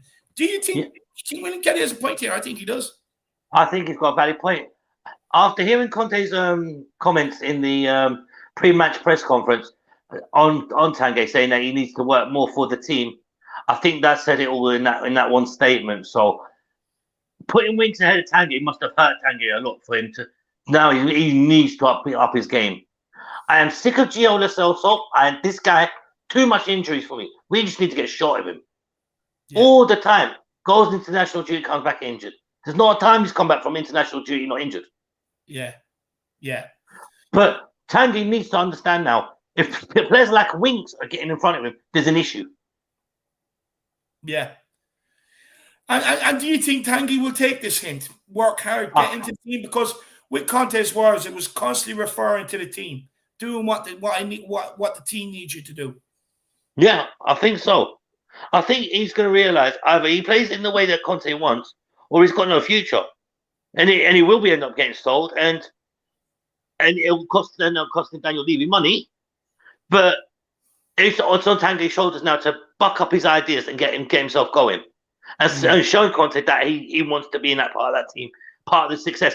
Because I'll tell you what, David, the way I'm feeling about Conte right now, I'm like Alex Davis when he sees Winks and Davis on the pitch together. My bedsheet goes like a 10. Blood. Every time I see a Conte, I've got a feeling we're going to win the trophy this season. I'm telling you, we're going to top 4 and we're winning a trophy. No, absolutely love it. Well, William Kelly, I definitely think you have a point there, my man. I definitely think you have a point. I think you're on the nail there, William Kelly. Big yourself up, my man. I really appreciate the support. But Chris, you know, Conte's crashing at the end. You know, sorry, what were you going to say? If Tanguy wants to win trophies and be successful with the team, this is where he needs to take on board now what Conte's saying, because Conte's a born winner. Yeah. He's a born now winner, not 20 years ago like Jose was a 20-year-ago winner. He's now a winner now. Yeah. And he's proved it. No, he has. He has. And look, Chris, you know, speaking of winning, look, you've seen what the win meant to Conte yesterday. You've seen his infectious enthusiasm. I loved it. I call it conducting the orchestra. When he turns around to the crowd, he's getting them G'd up. You know, he's in the referee's ear, banging it, blow it up, blow it up. At the end, he's going around, you know, man-hugging every single player. It's infectious, isn't it?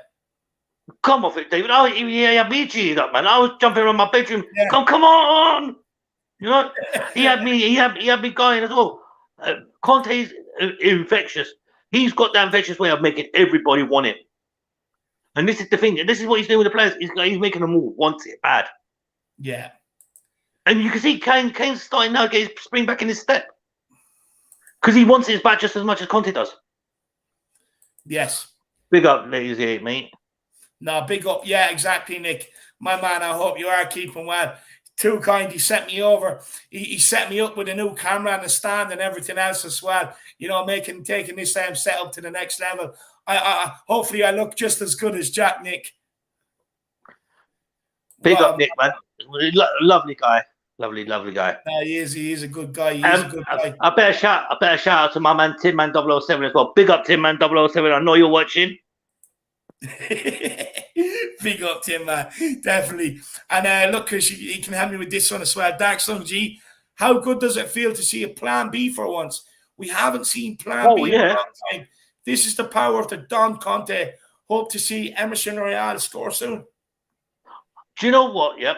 Having that plan B there, and not having a manager just stand on there like that, just not saying a word. It was what was needed. Those players got that kick up the arse they needed, and that plan B worked. The first half plan didn't. Look, Antonio admitted it. The first half, he probably got it a bit wrong with the tactics, being a bit too cautious. Yeah. But the plan B he came up with the second half, when he went man to man with them, hell did it work. Yeah. It turned the game upside down on its head. Because I was watching it on NBSN, right? Because I won't watch it on Full Sports because of Micah Richards, and that threw my head in, right? And the commentator was like, whoa, what the hell's happened? The second half, Tottenham are a new team. Yeah. They've come out not cautious and going with the wind. And boy, did they take it. And you know what? That was Conte. That was Conte's words at half-time, saying, go out them. Let's beat them. We can do it. Let's beat them. No, and we did. I couldn't agree more. But, you know, Dark Sun G, I fully agree with you. I fully agree with what Chris was saying. Look, you know, he said after the game, he maybe got his tactics wrong. I'll be honest with you. I don't believe so, to be honest with you. I think he just absolutely rollicked them at halftime, went through them for a shortcut, and, you know, got more out of them in the second half. But look, you know, it is the power of Conte, my man. And look, Dark Sun G, we've got the Reguilon goal now. Now it's time for Emerson. He's also getting in the other side. He's definitely going to nick one soon enough. Dark Sun G, keep getting in them positions. The goals will come, my man. Big yourself up and really appreciate the support. And David, do you know what? I see an Eric Dyer free kick going in pretty soon as well.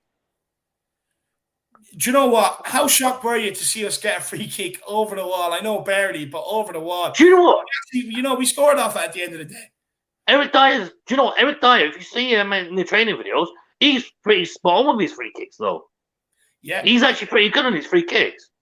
Why Harry Kane's been taking them, I do not know. But now, let Dyer take them, or Lucas, or Son. All three of them have got potential to score those free kicks. But that free kick with Dyer was quality, I have to say. Moon Boots left his moon boots at home yesterday. Yeah, no, he definitely bought the shooting boots. That's for sure, my man. Yeah, definitely. That's for sure. If it wasn't for me giving Reggie on the man of the match, I would probably give Dyer the man of the match because he was bloody brilliant. I couldn't fault him. The goal wasn't his fault. He had no chance. It was too close to him. But Ben Davies could have probably done a little bit better with the goal. Emerson should have shut it down, but Dyer, you can't actually fault him for it. Yeah. Which is unusual. Yeah, that is the truth, man. That is the truth. But look, Chris, anything else you want to say to the Irish Hotspur Army out there before we let you off, my man? Smash a like, get your super chats in, and get David to 5K. He deserves it. Come on. Absolutely. Come on, you Spurs. But Chris, and before we let you go, where can people find you, my man? Well, you won't find me this Friday because I'm out on the piss. So I'll see you next Friday on the 4 Hotspurs next Friday. Not this Friday. So unfortunately, I'll be out in the town getting splattered. So not this week. No, absolutely love it. Absolutely. And you can find me on Instagram as well now. Spurs Till I Die 2021. Hit me up on there as well. No, there you go. Because I'm still banned from Twitter. I'm still banned from Twitter, by the way, folks. So Instagram, Spurs Till I Die 2021. You can find me there all the time. Absolutely love it. Absolutely love it. Well, big up, Chris, my man. I'll see you again soon. Absolutely. Come on, you Spurs. Come on, you Spurs. Big up, Chris. Speak to you later, mate. See you soon, my man. Absolutely brilliant from Chris, as always, guys. Absolutely brilliant. He's a great personality, that guy. Truth Sets You Free says Conte was playing Sinatra's My Way after that game. Would not surprise me, my man. It would not surprise me, Truth Sets You Free. That's quality. He definitely blasts now on the way home in his car. And Truth Sets You Free also says, when we win, will Winky get a tattoo on his Winky like Captain Daigle? No, I doubt he will. I doubt he will get a tattoo, Winky. Look, he's too safe. He doesn't like tattoos, I don't believe. I actually don't even know if he has any, to be honest with you, truth set you free. I'll be honest with you, I don't really know whether he has any. But he definitely won't be getting any tattoos anyway. You know, Daigle's tattoo is special, my man. That's a special tattoo, that is. You know, it's a reminder of his whole trip as well. Even though he got sucking into it, it is a reminder of his whole trip that he had. So, you know, that's one day. It has purpose, that one, my man. It has purpose. But big yourself up. But look, let's get on the next guest. And the next guest is Dermot from Tottenham Tantrum Gold. Dermot, my man, how are you keeping? I'm just going to turn my camera off. I'm just going over here to turn off the radio and grab a quick drink. But I can hear everything you're saying, so keep talking, my man. But what's your thoughts of yesterday's game? Absolutely buzzing. I mean, the first half was absolutely diabolical. I mean, I'm shameful to say I fell asleep during the first half. That's how boring it was. But by Jesus, the second half, they came out like a bunch of animals. Absolutely brilliant. I mean, they attacked and like tigers, and Conte had them going, and he must have had half them up the wall in the changing rooms, or had all the torture equipment out there. Right, you're going to there. Winky, you're going on to that stretching machine. Holberg, you're going. And Holberg, when he scored, it reminded me of Graham Roberts in the 80s. Not celebrating, get back to the halfway line. Let's get at them again. That's what you need. That breeds confidence. And once they scored that goal, then you could see that with Nuno coming off their shoulders, if you know what I mean. It seemed like the crowd changed, they changed, and it was just, I mean, by the end of the game, even I was pumped. I was telling the missus, look at the telly, look at him, look at Conte, look at him. And I was like, Jesus, I mean, that fella's infectious. It's... But how good is it to have a guy, you know, he's a proper leader. You look at him, he's a proper leader. I mean, he's leading the crowd, he's leading the players. You know, I'm sure he leads Paratici and maybe the board as well at this rate, you know. Whatever it is about the guy, he just seems to get people on his side, you know, go all in his direction. What is it about him, Dermot? I don't know. I think it's the Italian in him. I think it's just that. I mean, he was like that as a player. He was a nutter as a player. And he's a nutter as a manager, but by Jesus... Yeah. Aren't we lucky? That Man United game, I mean, that is such a blessing in disguise now. If we had won, he'd be at United. And we were stuck with the garden gnome standing there on the sidelines with his arm folded, looking like he was made out of concrete. I mean, and to get him there, I mean, as I said, even me, I was buzzing. I've been buzzing all day today. It's like he's infectious or something. And we will win the quadruple this year. I am absolutely confident of that. We'll get top 4 and we'll win 3 trophies. And he'll go down in the greats with Bill Nick and Keith Birkinshaw. He's the third manager to win us the league. Cheers, Darren. It's unusual to find someone more optimistic than me, my man. I know. I know. You're going with the treble. Yeah, I'm going for winning everything. We're going to win the lot. And then next year, we're going to win the lot. We're going to do back-to-back quadruples. You know, that man will win us the league. And he'll win us the Champions League. And he'll win us the League Cup and the FA Cup. He'll win us everything. He'll go down as the second greatest manager, bar Bill Nick. That's how confident I am. Look, this season, we definitely have a shot at 2 cups. Like I said, the League Cup, we're already in the quarters. See, you're gone. They're the team that stopped us from winning it last year. Why can't we go and win it? And then, you know, Europa Conference League, we definitely can go far in that. But look, next season, I think, you know, if we get the right players in, and look, at the end of the day, it all comes down to money. Look, there's no point in bringing in players if they're not the one Conte wants, or they're not at the quality or the level that Conte wants. You know, the board have to open up the purse strings and get in the quality players that Conte can work with, because he will. You're right. You know, he will bring success. He will bring it if you work with him. But look, we'll know if the board aren't working with him, because he's just down tools and walk out anyway. So, you know what I mean? They have no option but to back him, that's for sure. But Dermot, you know, a few players yesterday that kind of split opinions.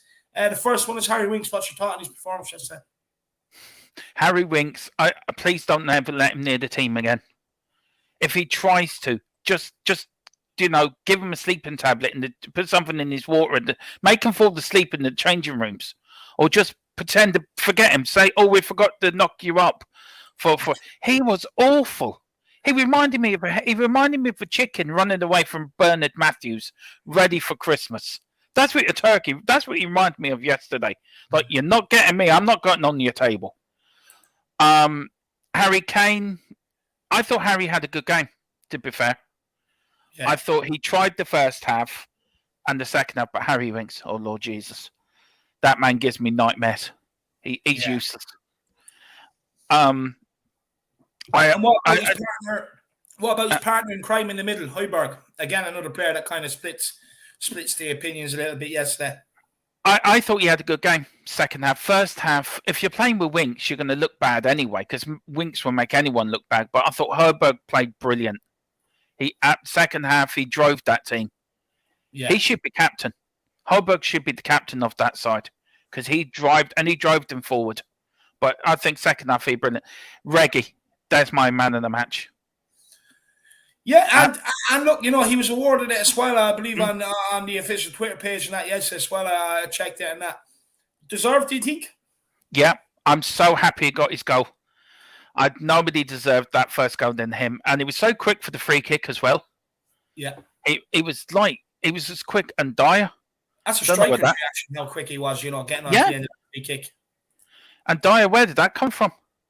Seriously? I mean, it's like Conte's got into them. They've realised, if we muck this up, then, all right, we're not going to be part of this. And they know they're going to win stuff. Yeah. So now certain players are waking up now and thinking, right, okay, we need to pull our socks up here. Yeah, they're smelling the coffee, that's for sure, Dermot. That's for sure. Look, another player, actually, Lucas Moura. Some saying he had a brilliant game, some saying he was absolutely woeful. I can actually see where both sides are coming from on this. But where do you stand, Dermot? First half, he was trying, but I think he was over trying. I think he was trying too much. And I think the second half, he just calmed down and he just played his own game. And then he just got into the game. But I think the first half, to be fair to him, he was over trying. I think he was just trying too much, trying to impress Conte. But, I'd rather have him in the side to do playing like that than not in the side. Because when he's in the side, at least you're guaranteed a free kick if he's running at you. That's how the first goal came about from a Moura foul. So at least you're guaranteed to get free kicks. But no, at first half, bit dodgy. Second half, brilliant. I mean, they're all brilliant second half. So yeah, absolutely. Yeah, no, 100%. 100%. I'm interestingly enough, what do you think of Calvin Phillips' remarks after the game? Look, he was asked to drop kind of more or less into the back line to help with Harry Kane. Does that show how much Harry Kane was causing them problems yesterday in terms of holding up the ball and being the focal point, or what do you think of Kane's performance yesterday? I thought Kane played brilliant yesterday. I think he's got the fire in his belly again. I think he won't be going anywhere. He will stay. He will stay at Tottenham now because he knows if he goes anywhere, he's got a chance now to become a proper Tottenham legend. He's already is. Big in the club, but he'll stay now. If he wins something, he'll beat Jimmy Greaves' record and become a Tottenham legend. And I think he's realising now. So I think now, he'll come back. But he played brilliant yesterday. He was unlucky not to get his goal. Yeah. So the best of Harry Kane is back again, and that's what we all want to see. Yeah, it was everything short but a goal yesterday. What do you make of him? He looked very tired there, I'd say, the last 7-8 minutes. He looked very, very tired. Is there slightly an injury, not an injury, but a fitness problem that we should be maybe concerned with Harry? I think he played an awful lot for England, didn't he? He's played more or less, 3 games in 1 week. I refuse to watch them. Same here, but I know what you mean on that one.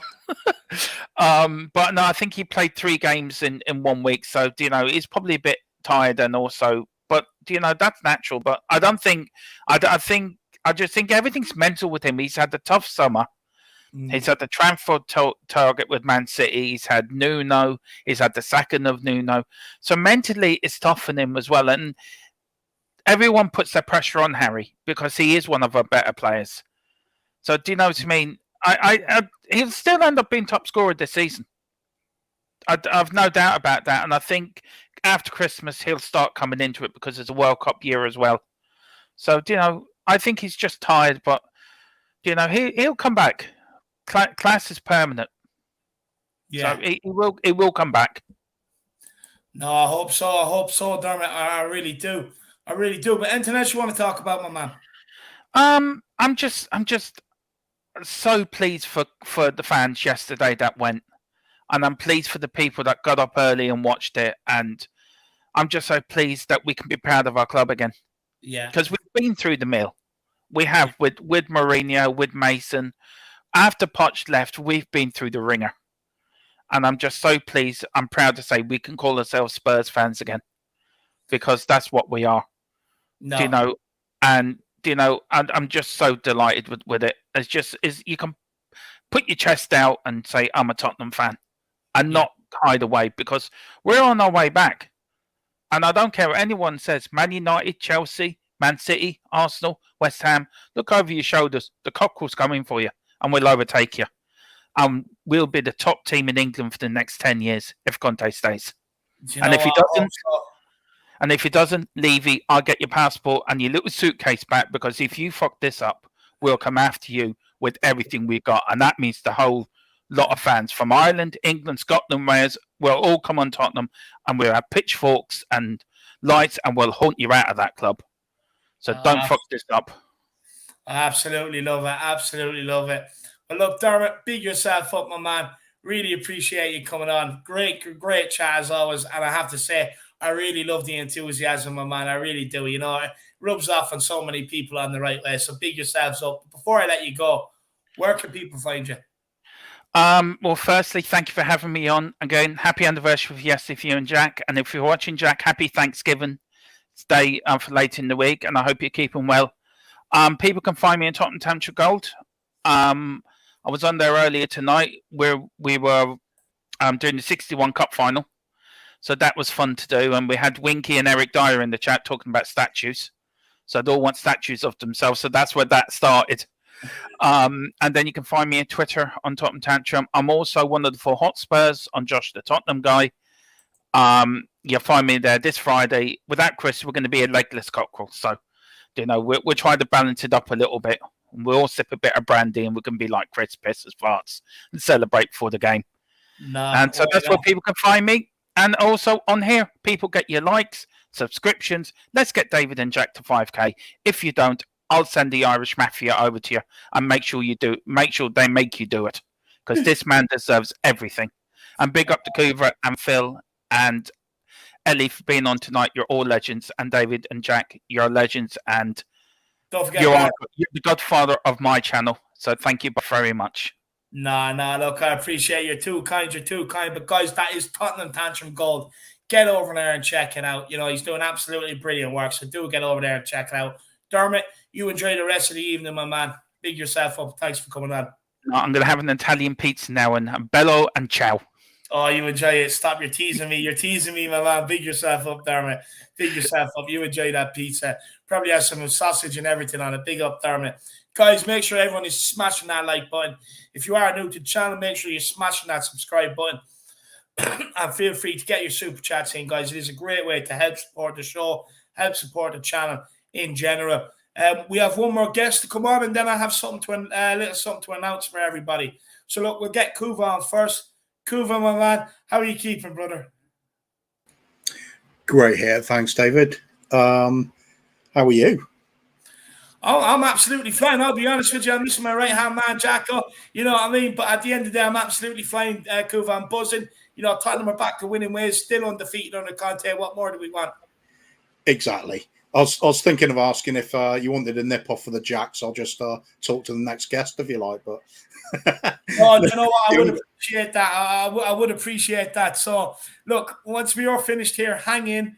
I'll play. I'll do what I need to do. Then I'll go to the Jacks, and then you can kick off the next one where I go to the Jacks. Yeah, no problem. That's really thoughtful. Big yourself up, Cooper. I really appreciate that, man. Well, I just can't get enough of the airtime, mate. I'm addicted to it now. You're absolutely loving life lately. You're doing the tour of the channels. Oh, it's great. Yeah, everything's good. I don't know what to talk about tonight. Should we just not talk about anything? Just a little 5 minutes, bite to eat, reminisce about the match, how lovely it was. I mean, you know, I've got a little bit to eat here. Kuva, I'm just going to bring on Bob Spurs in the background. He's in the background. I'm going to get Bob Spur to come on for a minute and cover. Something's after happening. No worries. Bob Spur, you take over there with Coover. I'll be back in 1 minute, my man. No worries, mate. No worries. Evening, Bob. Coover. How are you, buddy? What would you like to talk about then, mate? I don't know, mate. It's been an interesting weekend, hasn't it? Let's talk a bit of Dyer. Let's talk a bit of Dyer. I don't know, man. I don't know. What do you reckon? He's gone for a Dyer, hasn't he? I reckon he has. Yeah. That's a great lump. Yeah, I thought Dyer did all right. The first half, the whole team was off it, weren't they? But Leeds were pressing us like mad. And then second half, we came out. We just it all started from the back. We were really aggressive, stepping up on them. Dyer was starting to do a bit of a Romero there, getting in the tackle before the ball got to him, sort of thing. It pushed the whole team 10, 15 yards forward. We were suddenly playing in their half. It was great stuff. Conte was earning his money there at half time. Yeah, it's with Dyer. See, it's such a shame he's got a Dyer moment in him. There's no pun intended there, because we're always waiting for it, aren't we? We're always waiting for a little fuck up or a little misplaced pass or his concentration to go. Because otherwise, I do believe it'd be brilliant. He would be brilliant. He's never injured. He always gives us his 100%. He's never on the front pages, never on the back pages. He's strong. He's English. I mean, the most controversial thing he's ever done is going to the stands to sort out someone who's giving his brother a bit of shit. And apart from that, and every manager picks him. So, like I say, it's a shame he has that. Every time is going in on a tackle, you're expecting the worst. Every time a cross comes in the last few minutes, you're expecting the worst. And it's such a shame because, he could be. But I suppose you could say that about any defender. If he cut all those out, he'd be brilliant. But then, like I say, you cross out mistakes out of any defender, be it a Maguire, never mind a Dyer. It'd be they'd be good. But can Conte get that out of him? I don't know. Maybe it's more up here actually than tactically. But let's wait and see. He's been one of our better defenders, alongside, believe it or not, Davis in my eyes. So but it's amazing what you do when you get rid of a mediocre average manager and bring in a world-class winner. I'm trying to think who was manager before. Yeah. Oh yeah, that cardboard cutout. Yeah. Yeah, that's it. Yeah. Yeah. Yeah. Dyer. I mean, like you said, he's stepping up. I mean, I'm trying to think when his last big mistake was. That says something in itself. Who's that? Dyer's? Yeah. It's probably the when he came out with the ball against Wolves and he lost possession and never put it through to Traore, who had a one-on-one with Lloris. Any other player would have scored. I think other than that, there's one he ducked out of the way of. But yeah, is it that he's actually ironing these things out of his game? Is Conte getting him on point? If Conte fancies him for the role, well, he's got to have something. Hasn't he? Well, he's got no choice, is he, at the moment? He's got no choice. I mean, with Conte, I mean, it was good to see the change in the second half. I think it was rather than tactical. I think Dave's already said rather than tactical, it was more of a bit of a bollocking and the players taking ownership. The only thing he did say he changed, and he did, to be fair, admit that he made a mistake in the first half. He didn't. Leeds had Bielsa got the better of him. Is when he said second half we decided to go man to man, and with that they went a bit higher. Their attacking intent got a bit more, a lot more, and they were starting putting some passes together, one-touch passes as well. So I think someone mentioned earlier, it's great to see a bit of a plan B. There was a majority of it was a bit of a G up, and what the fuck are you doing? But I think it was good. But right now, having said that, I'm still not expecting miracles. I think it's fairer to judge Conte. Conte will win stuff with us. Conte, like Dermot said, he could win us a quadruple this season, and the non Spurs fans wouldn't even be surprised. It all comes down to how much he's backed. If he's allowed to bring his own players in Jan, and have a summer that he wants, he will win us trophies. That's the best time to. But let's not forget, he's in charge of a team who had lost 50% of their games in the Premier League when he took over. We'd lost these same players had lost half of the games that they'd played in before he took over. So the fact we've got on an unbeaten run, the fact that we came back from 1-0 down against a good Leeds team, an injury-ravaged Leeds team, but a good Leeds team, just shows that we are making progress. But I'm not expecting miracles. We are going to have 0-0s, Kuva. We are going to lose the odd game under Conte because the players are still the same. But he will make some poor players average and average players good. But I'm not expecting miracles. I think January and the summer's a big thing. We need to not calm down, because Conte, if you can't get excited over Conte, then you can't get excited at all. But I wouldn't be surprised. I just hope the fans are a bit patient, because new manager, new mindset, new coaching staff, new ambition, but the same players. As Jose once said, I think. Do you think Conte's going to stick with the staff he's got, like Ryan Mason?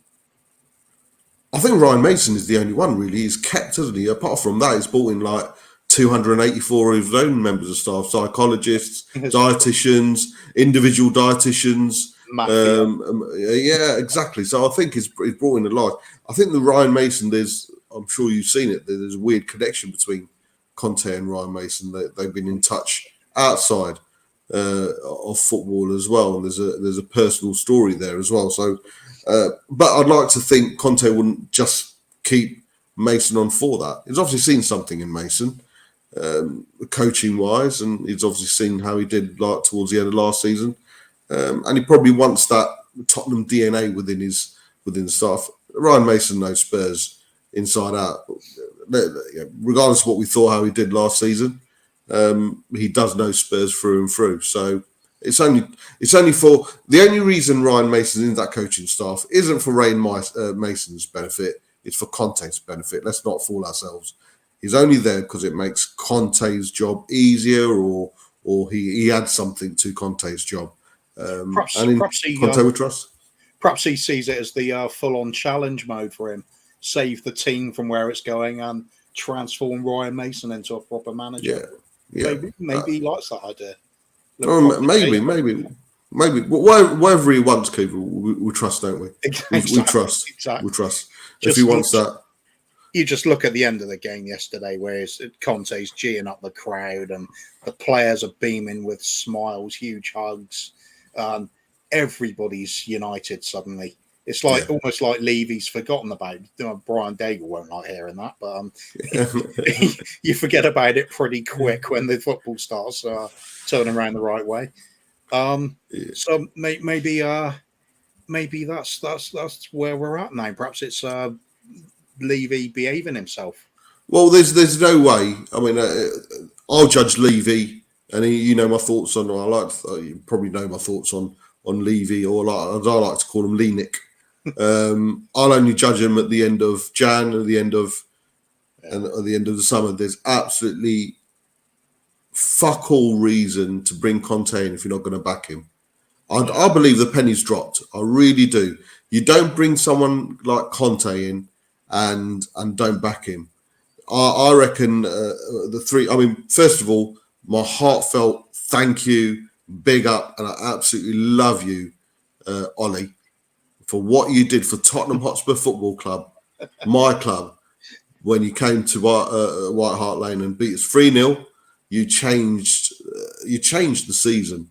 So, Ollie, your next wheel awaits you, mate, and big up to you. I love you. So, I think when the chance of we want Levy out went up for the first time in 21 years, I do think Levy literally, and I do mean literally, pooed his pants. I think a bit of plop came out. And he thought, nah, we can't have this. We got to do something about it. Got rid of Nuno, brought in the best manager in the world. He's already gone into the top 3-4 managers in the Premier League as soon as he came in. But like a lot of people think, I like to believe that the pennies dropped with Levy, and there's absolutely no way you're bringing in someone like Conte and not backing him, because A, Conte wouldn't accept it. B, if he has been promised, if he has got a gentleman's agreement from Levy and it's not followed through, if the promises have been cut short, Conte ain't going to think twice before sitting in the media and say, I was promised this and it's not been delivered. He'll throw Levy under the bus, and he couldn't, and he wouldn't, and he's not even going to never going to give a shit. So, and again, Daigle, if you're listening, cover your ears. Good on Levy for bringing in Conte, to have the balls to bring in Conte, because he must know, after hearing that chant of "We want Levy out," that if he doesn't follow through and back this man, he's going to have to go. We will force Levy out if he doesn't back Conte. End of. Simple as. So he has to deliver. He has to deliver. Bob, first of all, thank you very much for stepping in, my man. I really appreciate it. Sorry, the fucking there's a robber going across the roofs and the guards were locking in. They want to come in and search the building to make sure they're not inside and all that. I had to go and let them in and that, so I do apologise, my man. It's all good, man. It's all good. It's all good. Checks in the post. On a Monday evening and everything, at night, it's madness. It's madness. So I do apologise about that. But that's no, man. No need to apologise. All family, man. All family. But no, I appreciate the two of you stepping in. William Kelly says, I'm sitting here stroking my golden cock after that win. Oh, my man, absolutely love it. Absolutely love it, Where is Golden Cock today, actually? He's usually in the chat. He's not here today. Hopefully it's not him you're stroking now, William Kelly. My man, dig yourself. Although he said clock. The true set you free says, two Spurs legends here, Bob Spur and Kuma. Big up. That's for sure. Big definitely up, are legends. And Dark Sun G, Ollie did more for us when he did. That's so true. That's absolutely so true. Big yourself up, my man. But look, guys, what do you want to talk about? Anything else you want to, or just continue the conversation for another few minutes if you want. What's the chat been about Winks so far, David? Look, some people are saying, that they thought you had a good, not a good game, but like a semi-decent game.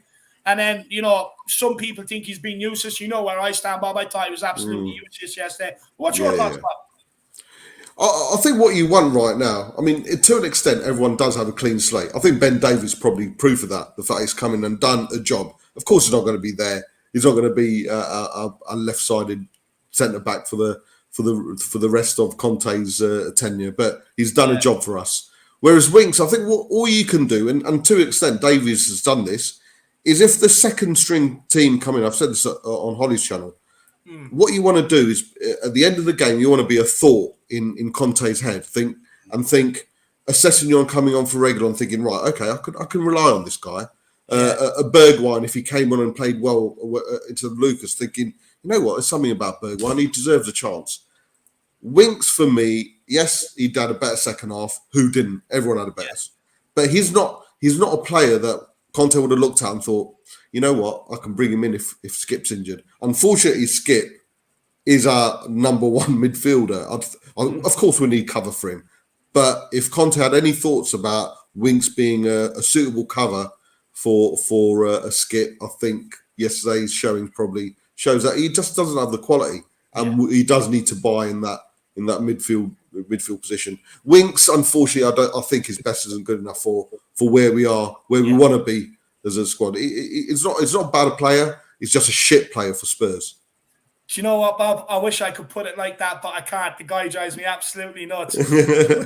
What's your thoughts on Harry Winks as well, my man, yesterday? Me? It's Harry Winks, isn't it? You're not going to get anything out of that. I mean, he was overhyped when he did play well for us. I mean, he was never going to be a tackler or anything. He couldn't do the all-round role. So you're talking about a specialist player, really, and just got no room for him. I mean, best analogy I can think of for Winks nowadays is imagine your club is an aircraft and it's going down. The pilots have just been sucked out through a little hole in the cockpit. You're about to crash into the side of a mountain. Winks is the air steward who comes with the trolley offering you quality drinks and snacks. And you go, no, have you got like a parachute or something? And he goes, oh, I'll go and check. And he'll come back and goes, no, but I can upgrade you to first class. I mean, fucking useless. It's just, it's all. What he does is quality. If your quality is just standing there pretending to be a footballer. Yeah. That's what I mean. He's not going to be a thought in Conte's mind. He's not finished. Conte's not finished that game yesterday thinking, Winks, Winks, you're a good substitute for Skip. No, if anything, it's probably cut him out of the line completely. So for me, he didn't do himself any favours yesterday, and it kind of shows that it's probably the end of the line for him. There's no way Conte's looking at that performance thinking I can rely on a Harry Winks. So but that's his standard, isn't it? That's his standard. I mean, people talking about, we can sell him off to Newcastle and stuff like that. Why the hell would they take him? They're trying to fight relegation. I mean, hey, Newcastle coming with him, Coover. There you go, mate. I'll drive him. Who's paying who here? I mean, if they just took him for a free and bought his wages up, that'd be great. Yeah. No, it definitely would. It definitely would. And come here, lads. What do you think on Harry Kane's performance? Now, I was surprised that, look, maybe call me biased, or I actually thought he had a good game yesterday. I thought he was holding up the ball well and stuff like that. I thought he actually had a decent game yesterday. Now, in the chat, after the game yesterday, I was surprised a lot of people saying Kane didn't. He wasn't having a good game, this, that, and the other. We'll go back to you, Bob, and then go to Kuva as well. What's your thoughts on Harry Kane? Me and Daigle disagree on two things. First thing is his love for dwarf porn, and secondly is Harry Kane. He thinks he's been wanting to sell him since day one, and I keep on saying any team without Harry Kane is a weaker team. He is a world class striker. He's one of the best strikers in Europe, if not the best striker in Europe. He'll come good. He'll come good. He had, and I know it's not much to judge it by, but he did, in my eyes, he had his best game for Spurs this season yesterday.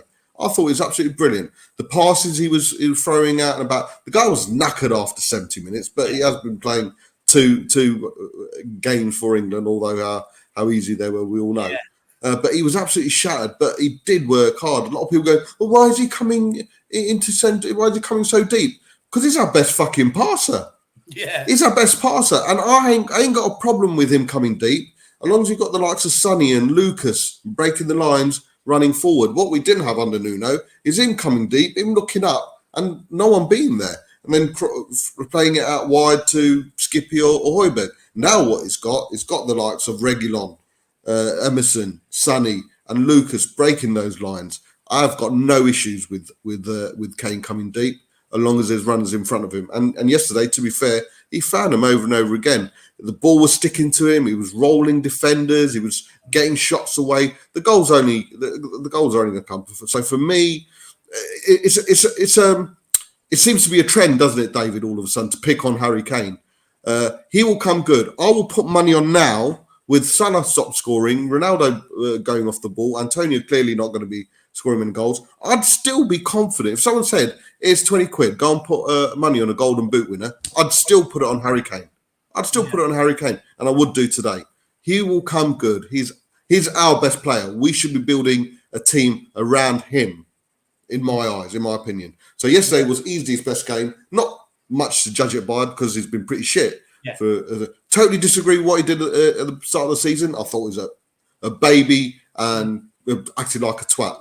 But you can't hide away from the fact he is our best player, the best striker in the world. He'll come good. We're a weaker side, weaker team without him. So only better things to come, mate. No, 100%. And Kuva, what's your thoughts, my man? I'd have to disagree with Bob on the first half performance because Bob said he was our best passer, and I thought he was our only passer.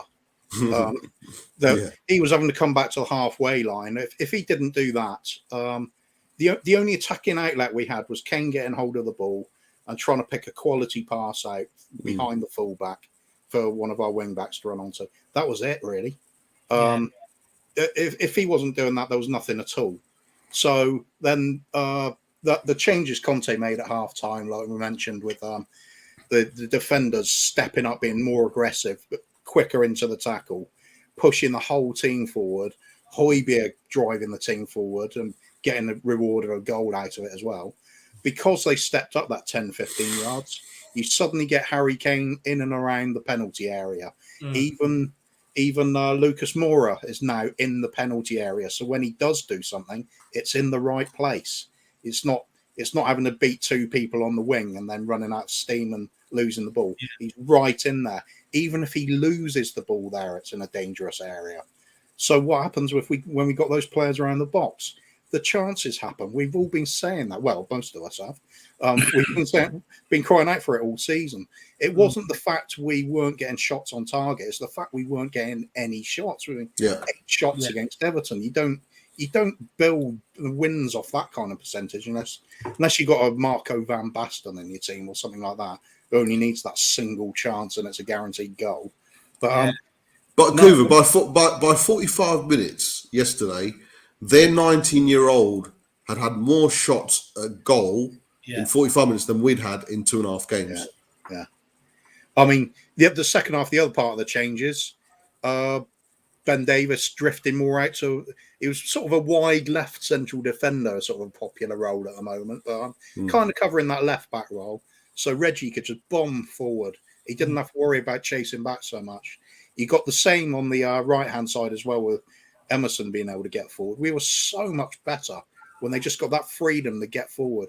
Højbjerg driving them forward. I thought Højbjerg was poor in the first half, but that could be with having too much ground to cover. To me, he actually genuinely does look knackered now. Looks like we need Skip to come back just to give Højbjerg a rest for a week or two. But I don't think we should be afraid, Coover, as well. I know we want to get to a super chat. We shouldn't be afraid to say that we've had a shit half. Like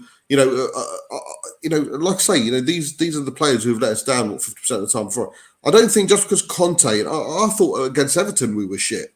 But a lot of people were like, oh, no, we can't say that. Conte. No, but I think we should be able to say that yesterday we were shit in the first half. But I'm not expecting miracles. These are the same players who have constantly let us down. But the fact that the second half was so much better just shows, the first half shows why exactly we've been shit for the majority of the season. And the second half shows me what Conte's can achieve. And one game is summed up pre-Conte and after and post-Conte for me. Yeah. But I don't think we should be afraid as Spurs fans. It's nothing against Conte if we've had a shit first half. I don't think that reflects bad on Conte. We understand. I like to think we're knowledgeable enough and sensible enough and intelligent enough to know that these players are the issue. But the fact that he's managed to change them same players to turn it around in the second half says more about Conte. Second half says more about Conte. The first half says more about the players. Yeah, no, I'd agree with that, lads. Just a couple of super chats to run through. Ribsy85 says, what a state of our midfield is in if we're celebrating once and a half. I couldn't agree more. I could not agree more with Jade. It kills me with people defending him going, but the rest of the team were crap in the first half. Look, my point is that this guy is a guy that's been knocking on 3-4 managers' door asking for football. When he gets given an opportunity, you expect to see him run around more than anybody else. You expect to see him try more than anybody else. And he tried. For me, I thought he was the worst player in the first half. And I thought, although everybody improved in the second half, I still thought he was the worst player in the second half, if I'm honest. But big up, Ribsy. Big yourself up, my man. Appreciate the support. True Set You Free says, is our session going to be the West Broms? I hope so. Look, he made a bit of an impact when he came on yesterday. Look, it's still early days with this guy. Hopefully he can stay injury-free now and get a run in training and whatever else, a run in these Europa League conference games and stuff like that. And let's see what he can do. But look, we'll wait and see what our session. Already the other session's better, I think. Shoot Set You Free. Who's playing who here? Weeks to Newcastle, Coover. Yeah, exactly. Any offer, just take it. Don't even look at it. Take it, man. Just take it, yeah. I absolutely love it. Spurs 72. Evening, David. Coover 99 and Bob. Hope you guys are doing well. Evening, chat. 100%. Conte, I trust. We need Romero back ASAP. Do you know what, man? 100%. Oh, look, I'm Conte all in. I'll put the wellies on. I've jumped 2 feet in, my man. Look, when it comes to Romero, we got away with it yesterday. It's just how long we can get away with it until he comes back, to be honest with you. Look, if it was against a better team, probably could have found ourselves 2-3 down before half-time, I'll be honest with you. But look, I think we definitely need him back. He just shores everything up. He's such an animal and he's so solid, Spurs 72. True Set You Free says, spot on Bob Spur. He's only 28. He will have all English goal records, national and domestic. When is it all said and done? Build around your best player. 100%. Yeah. 100%. He's on about Harry Winks. No, I'm joking. Nice. I'm joking. No, look, he's on about the guy I love more than anybody on planet Earth, Harry Kane. Look, I've always said I do think he will start scoring goals. Yesterday was a remarkable improvement. He was in the danger areas. You could see that he was absolutely hanging to get one himself, and probably maybe a bit too eager at times. But look, that'll come. The goal will come, and all he needs is that one again, and he will take off. Especially hopefully with this regime. Hopefully we can give him a rest Thursday night as well, and let's see what happens. And it was impossible. Oh, sorry, it was impossible to type a sentence that long about Harry Winks. Anyway, you'd be on the floor. Yeah. I was absolutely fuming watching that fucker run around yesterday, or stand there in the shadows. But Truth Set You Free says Leany count and Coof Spur in. I'll be off that. I reckon. In hindsight, who would you have played? Big up, Phil. Yeah, great to meet him. Yeah, big up, mate. A nice curry. A few of us, and it was good. It was good. Finally, good to see Phil finally. But yeah, who do you think you would have put in instead of? Because, like I say, Conte, I do believe unfortunately, the only like-for-like replacement we have for Skip at this time of moment, unless it's a youngster, is and he wants to play that defensive midfield kind of role, is Winks, unfortunately, and that's for me is a good thing. Do you know why? Because he has to bring someone in now. There's nothing worse than if he came in and Dele Alli had a kick on like he did on Jose. Because I do believe when Jose came in and the way Ali played the first few games, on the floor when he played it through to Sonny and that goal against Man United. By the time we got to Jan, the board and Jose probably thought, you know what? No, we don't need to get rid of Ali. It'd be all right. But the fact that Winks is still playing shit, Ali hasn't even appeared. I think it's a good thing because he doesn't need to. I don't think he needs to weed out any shit players because I think he knows. But there isn't let's give him a chance. He's got a system. You come in, you play that system. If you can, brilliant. If you can't, get the fuck out. And let's not forget the last time he played Spurs as a Chelsea manager, he's gone away. He's won trophy after trophy. He's come back, and still 7 of those players are there. Yeah. 7 of those players are there. Yeah. No, 100%. Do you know what? I'll be honest with you. Look, with Dele Alli, it all comes down to him. I don't think there's any manager that can come in and tap into his mind, try and get him. No. It comes down to him to want to put it down. I'll be honest with you. I would have hauled Winks off at halftime. I would have made a statement and I would have brought on Ndombele. But you can clearly see what Conte is trying to do. He's now going to try and get reaction out of Ndombele by not giving him a minute yesterday. And hopefully that is the plan. But Kuva, who would you have played instead of Winks? Golini. Needs the game time, doesn't he? Yeah. As Bob says, force the issue, then. Yeah. He probably would have impressed. Yeah. No, like I say, I think it's a blessing in disguise. I think Conte can see for, a first start. He knows he can make average players better and poor players average. But some players he just can't. And I think Winks' best isn't good enough.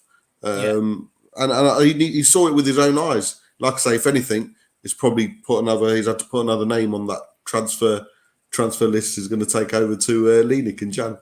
Unfortunately, he's still a little bit too young, but it would have been nice to see something like Alfie Devine. I don't think he's going to go for the youngsters yet. And I know David's a big fan as well. I just think right now he probably isn't going to play the youngsters. Yeah, he wants to solidify he wants to solidify his first team first before pushing in a couple of youngsters, isn't he? Yeah.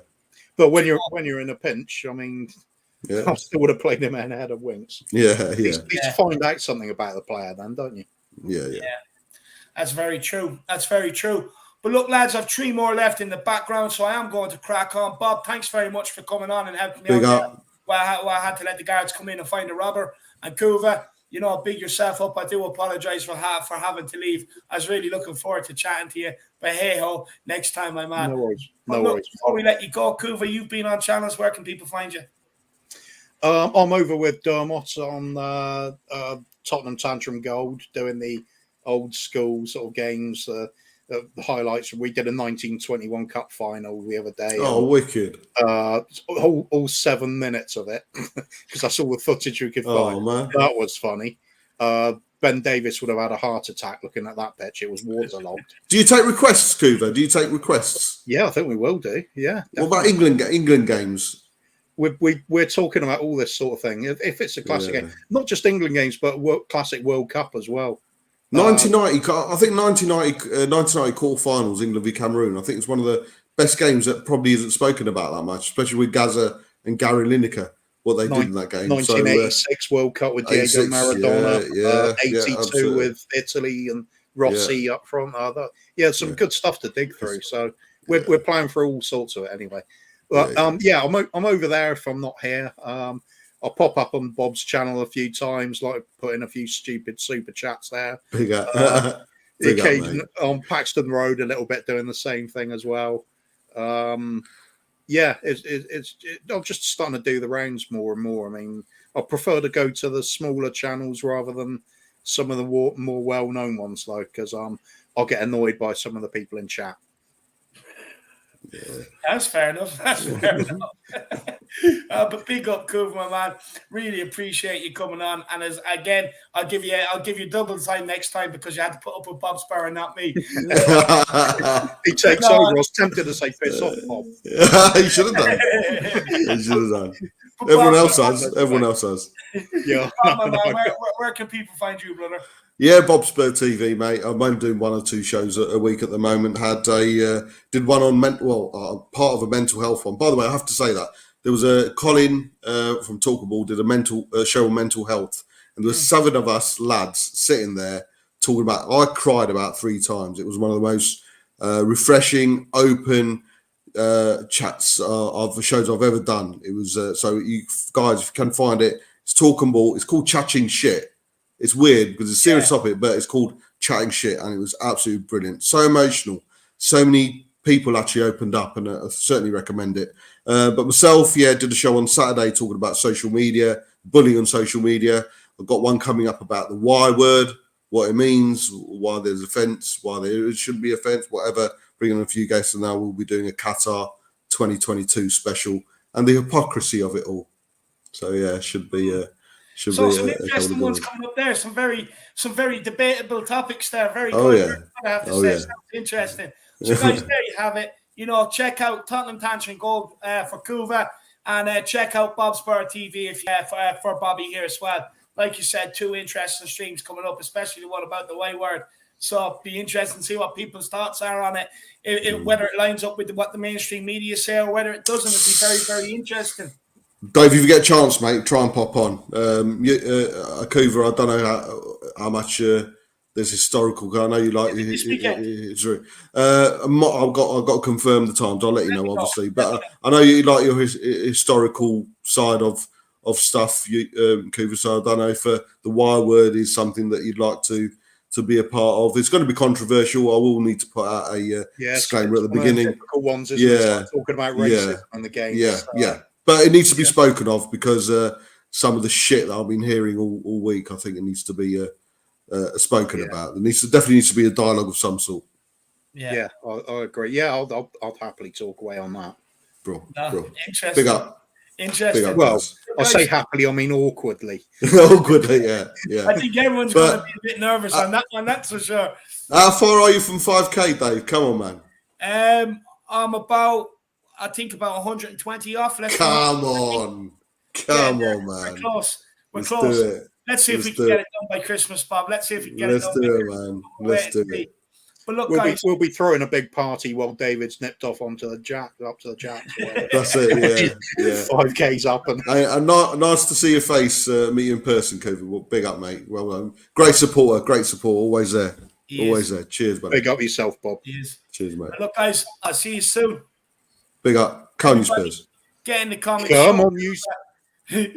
Show Coover, show Bob Spur a lot of love, guys. Absolutely brilliant. And a massive thank you to the 2 of them keeping it going while I had to nip out there. Brad Matthew says, great show as always, and even a guest host. Exactly, Brad. You know, you can get anything when you rock up here. You don't know what's going to happen. Big up, everyone, but I've got to surrender to my body. It's telling me to get to bed and dream. Good night, all. Brad, you know, you go and count some sheep, my man. You go and count the sheep. Well deserved. Big yourself up, my man. So we have 3 guests left. We have Mr. Spurs, we have Ellie, and then we have Ishan. So they're the last 3 that we will be taking today, and then we will be ending off. But look, this guy, he's a guy, he gets in contact with me through Instagram. You're my man, first time meeting you in face. How are you keeping? I'm good. Thanks for having me on. Been interesting listening to you. It's like the whole Spurs stream. It's very interesting. I wasn't aware that it was like this on YouTube and everything. But yeah, it was good listening to your YouTube and the debates you having. It's been very interesting. No, look, do you know what? I find these debates, I put them out there. Look, whether people agree or disagree with my point of view or not, you know, it's always good to put the debates out there and let everyone kind of make their minds up on it, you know, and it's absolutely brilliant. But look, man, this is your time. What do you want to talk about? Well, where do I start? Well, just first of all, I'd like to say, like, you know, I've been following Spurs since I was 9. I think I was saying this to you in the messenger. So I've been like 30 years, you know, 30 years seeing Daniel Levy, Alan Sugar, you know, Sol Campbell leaving. You know, I've been through what the F moments in Spurs, yeah. And so a lot of things, like I think I've commented and I think that the narrative about Daniel Levy, I personally think that he's done well at Spurs, especially this year by keeping Kane. He could have sold Kane. And if he wanted to, if he did sell Kane, I think a lot of fans would have been on his back that he sold one of our best players. But he held on to Kane. And I do feel that, you know, he's a business, he doesn't care about glory. If you think about what he's done, you know, it took Man United, 3 years to sack Ole Gunnar Solskjaer. He got rid of Jose Mourinho, his favourite. Hits up with Nuno, got rid of Nuno. He's brought in Conte. So I think that the Spurs fans have to start to realise that he does have the best interest. It just takes time. I do think that Spurs will achieve, they will get premierships, and I do believe that if Conte was in charge when Poch was, I believe that, or even Jose Mourinho, I think a lot of people forget that Levy wanted to get Jose Mourinho before he got Poch. Yeah. I think that if he'd have got Jose Mourinho, Spurs would have won titles by now and Champions League finals. But that's just my opinion. No, interesting. Look, you know, we're gonna have to talk yourself into another debate, my man. We're gonna have you on with maybe a Bob Spur or a Brian Daigle or maybe the two of them, you know, because it'd be very, very interesting, very, very interesting. But no, look, you make some good points there, you know, I have to say. And yeah, look, you know, maybe arguing them is for another day. I think maybe arguing them is for another day. But my man, what's your thoughts on yesterday's game, lad? The first half we all know was poor. The second half it improved. I think the whole game as a whole, it does show that Spurs are still not a team. I think there's too many individuals, and I think that will continue. I think that's what Conte has to get right, and I think he will. He has to get Spurs and all the players playing as a team and have that team chemistry, that team link-up play. Harry Kane having to drop deep and instantly knowing where Emerson or Sergio was fantastic. But I think the game showed, and it will take, even the Everton game showed, I think what Conte has to do, and this might take a couple of, you know, it took Poch almost 10 games to get this sorted. He has to get that team playing as one, you know, sleeping with each other, bonding with each other, you know, taking family, you know, team weekends away. Yeah. Because right now it's, you know, especially the front three, I think Son, Kane and Moura, you can tell there's not a team chemistry there. As in, we were spoilt with watching Kane, Son, Dele Alli and Eriksen. They wouldn't even need to look where they are to pass. And I feel like that's what happened. I think the Spurs team has been broken, and it just needs to get a group of players in who will all fight for each other and run for each other and play for each other. Whereas I think it's Harry Kane dropping deep. He's trying, but, you know, Son Heung-min is, I think he's off a little bit as well, because what a lot of fans don't realize is that Spurs were a great team. They weren't a great, you know, it wasn't like they had an individual player. They were a great team. And what got them successful was that they were, as I said, a great team. And I think Conte is definitely the guy to get them playing that way. Hopefully against Moore and Burnley, I think they play Leicester. I think they play enough games that will get a winning run. And as soon as that team start bonding and getting the confidence up, we'll see a completely different Spurs. Do you know what? I really hope so. I really do hope so. And do you know what? You could be right, because look, we all know winning brings confidence. That confidence, you know, in turn brings it out onto the pitch. That's where you'll start seeing full 90 minutes performances, and that's where you see Tottenham really take off. So I couldn't agree more. I could not agree more, would you? Look, where'd you stand on Harry Winks' performance yesterday? Bear in mind he's a player that's been asking for game time for the last four managers. Winks is Winks. I think I've commented on this. I think Winks is a sorcerer or a wizard. He has to be a witch. Like he must have a spell, or I don't know what he does in training. I think Winks in training must perform like, you know, David Beckham or some world-class player, because it's not just Conte. You know, Jose started playing him. Nuno came in and, you know, he had a bad form. Then Nuno said, okay, he's going to keep Winks. And I do believe that if Skip wasn't fit, Winks would have been playing. And now Conte's played him. Yesterday's performance, it's Winks. That's what Winks does. I don't know why that people shout on him, but he's just a player that doesn't play risky football. I will pass sideways, backwards. And you said it perfectly yesterday. I was listening to the stream yesterday. He's a stats player. He cares about his stats and making sure his stats gets up. He doesn't pass forward. He doesn't take on players. And it's a far cry, because I remember I think we all as Spurs fans remember when Winks first started. You know, we were casting him as the Modric and Dembele merged together, taking on players and making good passes. He got injured, and that's it. He just gets worse and worse every season. And I do think that the position he plays is a safe position. And like you were saying, he was marking nobody, marking empty space. And I think I wasn't surprised. I was just like, it's Winks. You know, the only way he would surprise me is if he actually played a really good ball over the top or something. But if he didn't, and I think that I think Conte will see it. But to all the Spurs fans listening to this right now, do not be surprised if Winks starts more. I swear he has something. It's so weird how he starts. Don't be surprised, because I don't know what he does in training, but he just cannot seem to bring it onto the pitch. So I won't be surprised if he starts the next match or when Pierre gets rested. No, look, I wouldn't be surprised either. But do you know what? I fully agree with everything you were saying there about him. And do you know what? Just look, for me, look, he tries hard. He probably gives it his all. Look, it's just not good enough. And I think that's why so many people get frustrated with the guy, especially when he's always asking to be played, when he's in the press, he's talking about getting a run of games. And for me, I just think the kid gets everything backwards. Like he's saying, well, you know, I need a run of games to be able to perform. And it's kind of like, well, no, you get given a chance, you perform, and then you get a run of games. It's just kind of like everything's backwards with the guy. But come here, my man. You know, Romero was out yesterday. Now, I thought Leeds, look, they didn't really get us too much in the second half. First half, they kind of got us open a few times. But I'll be honest with you, I thought they were going to get us a lot more than what they did. How well did the defense, considering our main man was out yesterday? No, sorry? How well did our defense do, considering the main man was out yesterday? I think I do believe that Romero is getting a little bit hype. I understand why, because, you know, we're considering Sanchez and Dyer, and, you know, they're making mistakes. Yeah. Though I think the big issue, again, we go back to Poch. I think that's what we're always comparing. We keep forgetting that during the Toby Alderweireld and Jan Vertonghen, as great as they were, they had Dyer and Dembele ahead of them.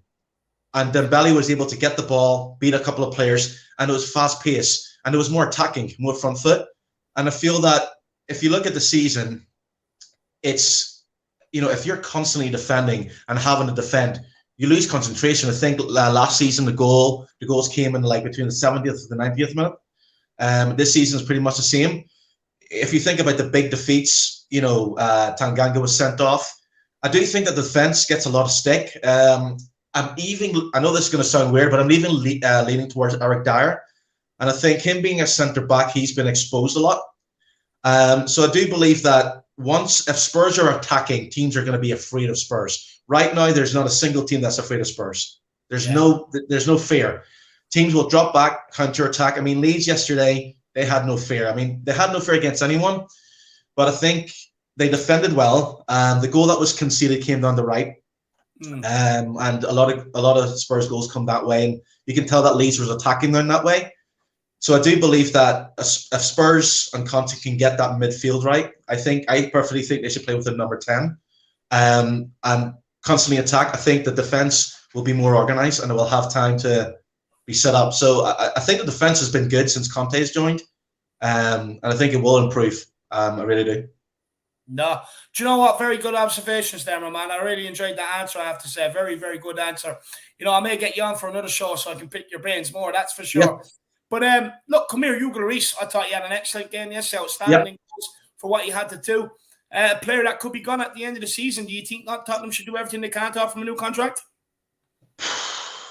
Can offer a new contract, but the question is, will Lloris want to stay? Will he go to, it's his last contract. He can stay, and I think, again, it's who the Spurs buy in. Spurs might offer him a contract, but then it's only a 1-year contract, so you're going to have the same issue at the end of the season that's over. So I feel that Spurs, for me, should invest in a young English keeper, and start building again, because we're all talking about Spurs rebuild, and Lloris has been there for a long, long time, and every player has its day. And I feel that, yes, Lloris is good, but he has made mistakes, and I feel that if you truly want to rebuild, you've got to start from the back. So I think I'm a bit torn because, I can appreciate what he's done, though I think that, Spurs should invest in a new keeper and just say goodbye, leave on a high, especially if Spurs manage to win something. Lloris has a chance to leave on a high. They get, I don't know who they're looking for, like Nick Pope in or something. Start young, start fresh. Then that'll be good. Yeah, no. Look, we should have already been looking for his replacement. Look, they already knew this day was going to come when they tried to offer him a contract last season. So hopefully they already have somebody in mind. I really do hope so. But look, my man, anything else you want to talk about? Well, the question, this is, I think, a debate. I just want to say that I do feel that, personally, Harry Kane, I think that he played outstanding yesterday. Not very good yesterday, and I think he's got a lot of stick this season. And being a Spurs fan, as long as I have, as long as you have, I was kind of sickened when his own fans booed him, because I remember Gareth Bale talking about how Real Madrid fans did that. And I feel that individuals need to start looking at Harry Kane and realize that we are lucky as Spurs fans to have him. We're tremendously lucky. If he was playing for Man City right now, Man City being top of the league, he'd be top scorer, no doubt. For sure. And we're looking at him. Last season, he did everything. He was striker and assist. This season, I do think, and this is going to be a conversation for another time, I do think that a lot of what happened was media, the narrative, saying, he didn't want to train and doing that. Harry Kane never said anything. Compared to what Messi did, Messi publicly wrote a fax to Barcelona, said he wanted to go, handed in his transfer request. Harry Kane loves Spurs. He's a Spurs boy. He's always said he wants to win trophies with Spurs. But if he looks at Spurs' team, and I think last season as well, at the end of the season, Harry Kane did criticize the Spurs players. There's not enough players in that Spurs squad who wants to get better every day, who wants to train, and he needs to be around players like that. And I think that caused a rift. But the stick that Harry Kane's getting even now, I think it's just like you guys were discussing earlier, he could still be Golden Boot. If he was getting chances after chances, understandable. The fact that since he's been criticized, he doesn't care. I think he's played all 4 games since Conte's taken over, or Nuno got sacked. Harry Kane's played 90 minutes, has not been taken off at all. Still chasing back. He gets criticised. He's walking around. But yesterday, I watched a certain Lucas Moura. He walked the first half. Everything he did was just walking. If that was Harry Kane, he would have got slacked. And I think that Harry Kane has to play both. We all know this. If he stays up, he doesn't get touches. Harry Kane doesn't get touches. He doesn't care. If he drops deep, Harry Kane's dropping too deep.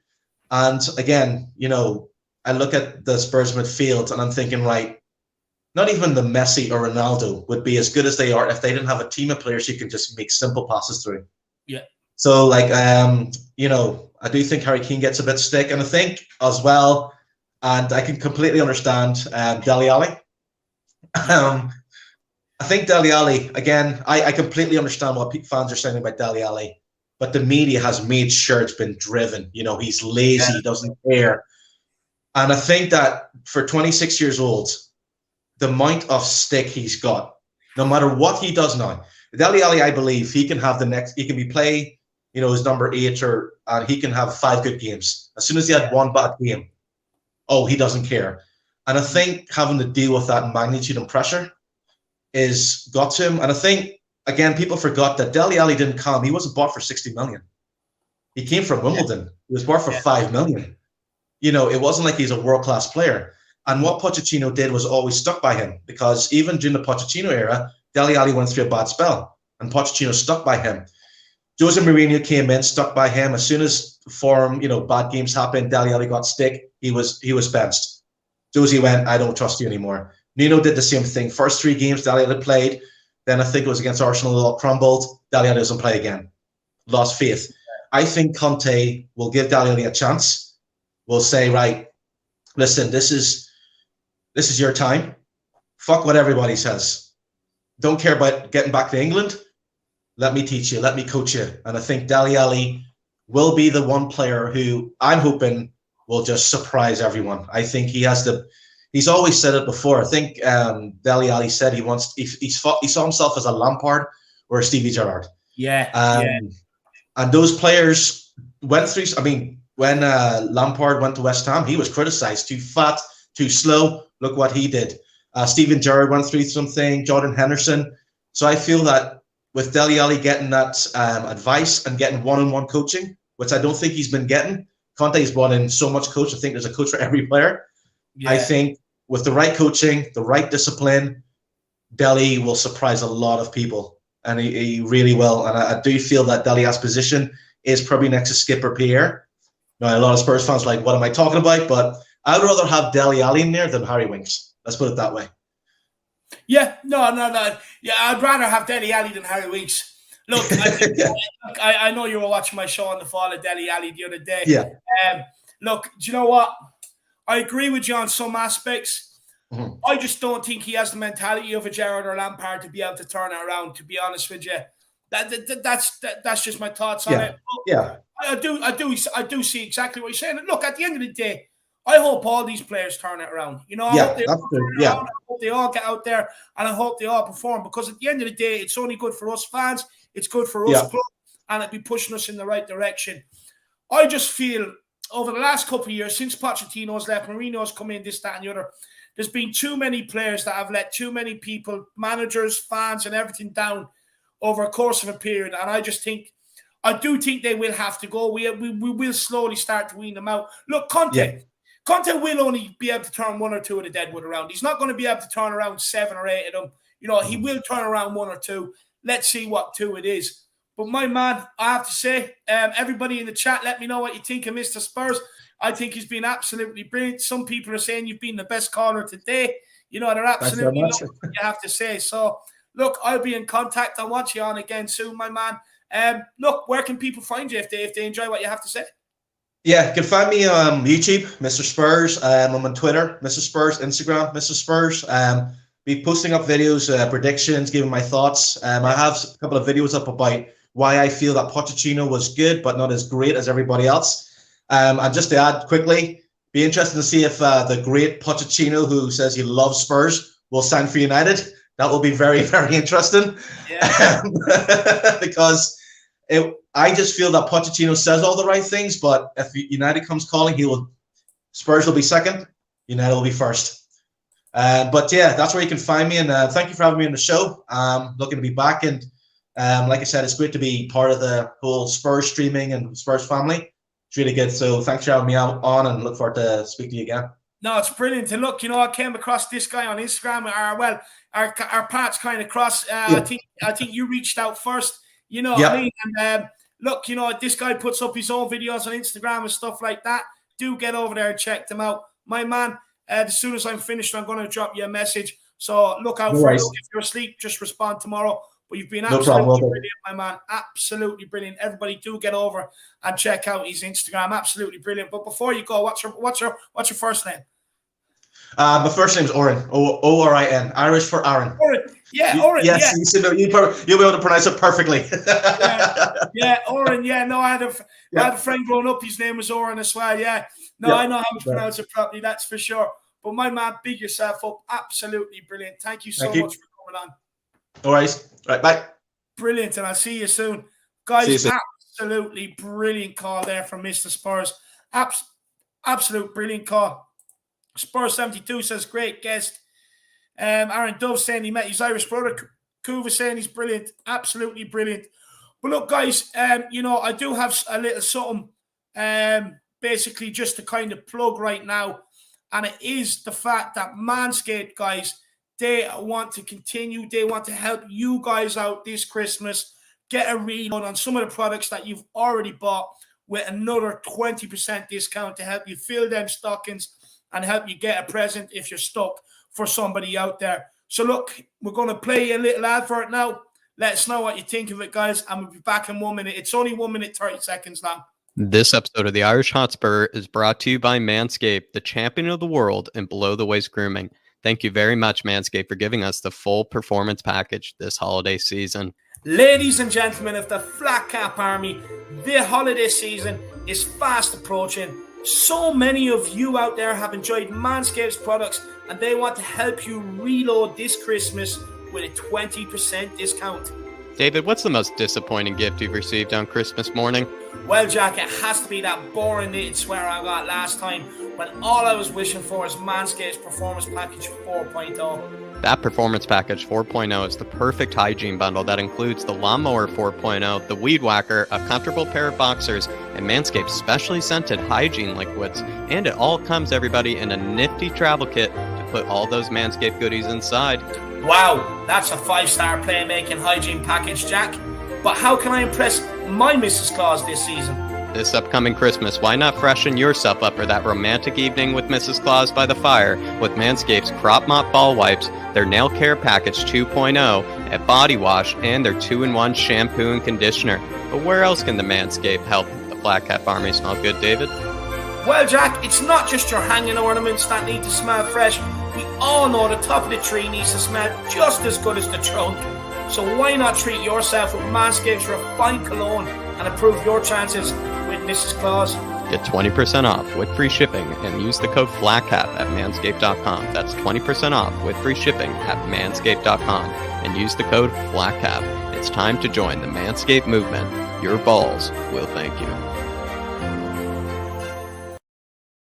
So there you have it, guys. Make sure you get over to Manscaped. Check them out. They have everything available, whether it's you need stuff for your nails, stuff for down below. They do ball deodorant. They do all the shower gel's amazing. They do cologne. That's actually pretty good as well. And the Lawnmower 4.0 Performance Package, which is absolutely brilliant for them bad boys down below. You know what I mean? Just in case you get caught under the mistletoe this year and it goes a bit further than a kiss, you got to make sure you are fresh. So make sure you hop onto Manscaped, guys. Manscaped.com. Put in the code FLATCAP, 20% off on your order. Make sure you get onto it. But look, we are going to keep moving. We have 2 more people in the background. I'm not sure whether they're there or not. Ellie, are you there? If you're there, let me see you on the camera. Still no sign of Ellie. We'll give her 1 more minute. See if she comes on. Ishan, are you there, my man? It's Elf on the Shelf. Ed M calling me Elf on the Shelf. Alexander Hilton.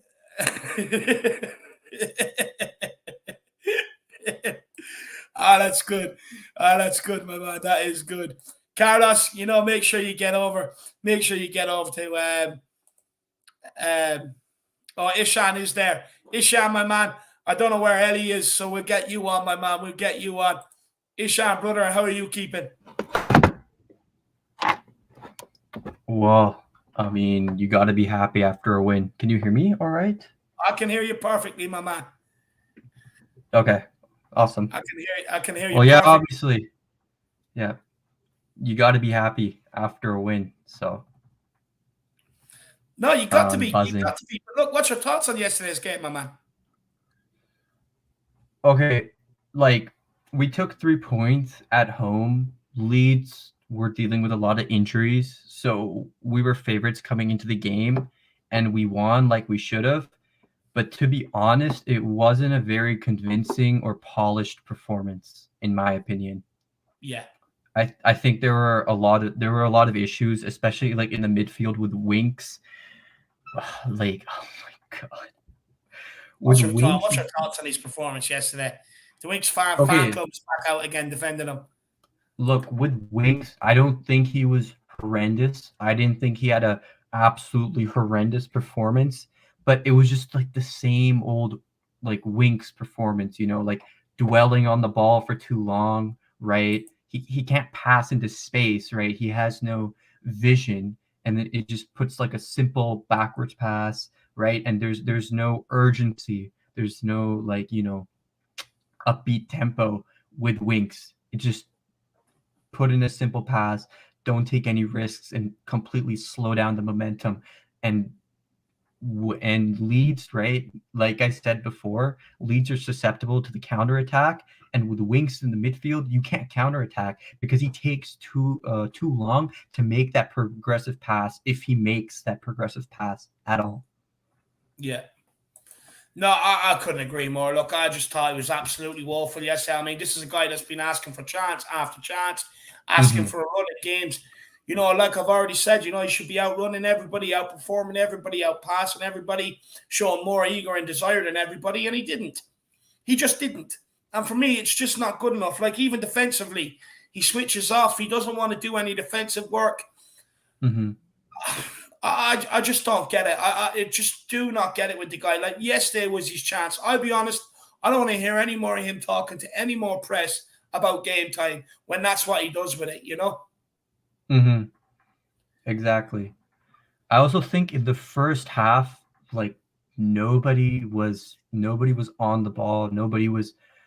There was no urgency. There was no intensity in the first half. It was quite a dreadful performance. I think only Hugo Lloris was good in the first half. It probably could have been 2-0 or maybe even 3-0 at the end of halftime if it wasn't for Hugo Lloris. Yeah. No, do you know what? I actually thought Hugo Lloris had a good game yesterday, my man. Yeah. In fairness, he kept us in it. He was reliable when called upon, so he was. I actually thought he had a good game, so he did. What do you make of Harry Kane's performance? Another player that kind of splits the fan base at the minute. Honestly, I thought it was better from Kane today. I thought it was better. His hold-up play, I think, was pretty good, you'd have to say, with Kane. And he did make a few good passes. There was more effort there as well. With Kane, obviously, we want to see him scoring and assisting, but it was a little bit better. It seems like he's getting there. It seems he's still adjusting, like the rest of the team, to Conte's tactics and his system. So, yeah, it was a bit better. Obviously, it still leaves something to be desired, but yeah, it was much better from Kane compared to the past few games. Yeah. No, do you know what? I thought it was, look, I couldn't believe some of the criticism he was getting after the game I seen. I mean, like, in the first half, I thought Kane was our best player. I thought he was the only one. He was at the heart of anything going forward for Tottenham in the first half. I thought his hold-up play was good. His passing ability was unbelievable. I mean, if only some of our other players had passing ability, like Reguilon at one stage could have played, I think it was Emerson in, just completely refused to slide him in. Lucas could have played Kane in twice, completely refused to slide him in. At the end, Kane could have probably played Winks, refused to play him. You know what I mean? It's just kind of like, it's frustrating. But like, even in the second half, I thought Kane was brilliant. He looked more lively. He was pinning Yeah, players in, definitely. trying to skin them, get shots off. Unlucky not to score. Yes, I think his performance was just missing a goal, to be honest with you. Look, Sonny, he had an all right game yesterday, but he's been off the boil a small bit lately. What do you think's going on with Son? Could he just be tired from the travelling to Korea and back, and how frequently he's had to do it over the last few months? Because it is a long way, you know. So do you think maybe that could be it, or? I think with Son and with Emerson as well, I think they're probably dealing with jet lag. Emerson really didn't look that good because I think he was responsible for that first goal that Leeds scored along with Tanganga. So yeah, I think Sonny is tired. Like all these international breaks, I honestly hate them. I think most of those games and international breaks are completely pointless. But yeah, I think they're just a bit tired. Like, come on, we can't doubt Sonny. Like he's been so good for us for years. Like you can never bet against Sonny. You always lose. Yeah. So no, look, I have no worries about his form. Yeah. What were you saying, David? No, I was just going to say, and I think the most important thing to add is, you know, he will start scoring again. You know, I think you'll see a different player altogether against Burnley. I really do. Plus, he's got that Puskas award against Burnley, so I wouldn't mind seeing another one of them. But come here, no Romero yesterday. I'll be honest with you, I was deeply concerned going into the game, but I have to say, I thought the defense done well yesterday without Romero. Yeah, Dyer and Davies were surprisingly good. At the very least decent, especially Dyer. I think he had a pretty good performance, I would say, especially with the free kick. I couldn't believe what I was seeing when I was like, you know, has he swapped these moon boots for shooting boots or something? I can't believe that we finally got a free kick over the wall, albeit barely. It took a deflection. And it was a scrappy goal, to be fair. I think both their goals were pretty scrappy. I don't care how they come, but like I said, it wasn't a polished performance. I think, with Romero not there, we had no chance of keeping a clean sheet against Leeds. Yeah. And to be honest, I think a lot of Leeds fans will say that they deserved at least a point from this game. Because they had quite a few chances. I had a few of them in the chat yesterday. Oh, we deserve a point. It's like, yeah, but it doesn't matter. You haven't scored enough, you know? Yeah, at the end of the day, we took our chances. They didn't. And I really think the difference was between the goalkeepers. We have an elite shot stopper in Hugo Lloris. And I think, personally, I would give him man of the match, Hugo. He came in really clutch for us, especially in that first half. Yeah. No, 100%. And come here, you know what I want to ask you, and you obviously seen Conte's quotes about Ndombele before the game. You know, I think Kevin made this point earlier that do you think him not even seeing a minute and Winks playing ahead of him, even though everyone knows Ndombele is better than Winks, you probably see more out of Ndombele even at his worst. Do you think that was a statement yesterday, not even giving him a minute? Yeah, I think it was, because Conte said that Ndombele has to work harder than anyone else to get his fitness levels up. And to me, that's a statement from Conte saying you're not fit to play. If you can't get in shape, if you can't play that full 90 minutes, I'm not starting you. I'm not playing you at all until you can be fit. Because being fit to play, keeping your fitness levels up, staying sharp, that is the bare minimum that you should expect from a professional athlete. And this is Conte to me saying that you're not fit enough, you're not doing the bare minimum, you're not getting a single minute in my squad, in my team. Yeah, and you know what? I couldn't agree more with that, my man. I could not agree more with that. Absolutely spot on.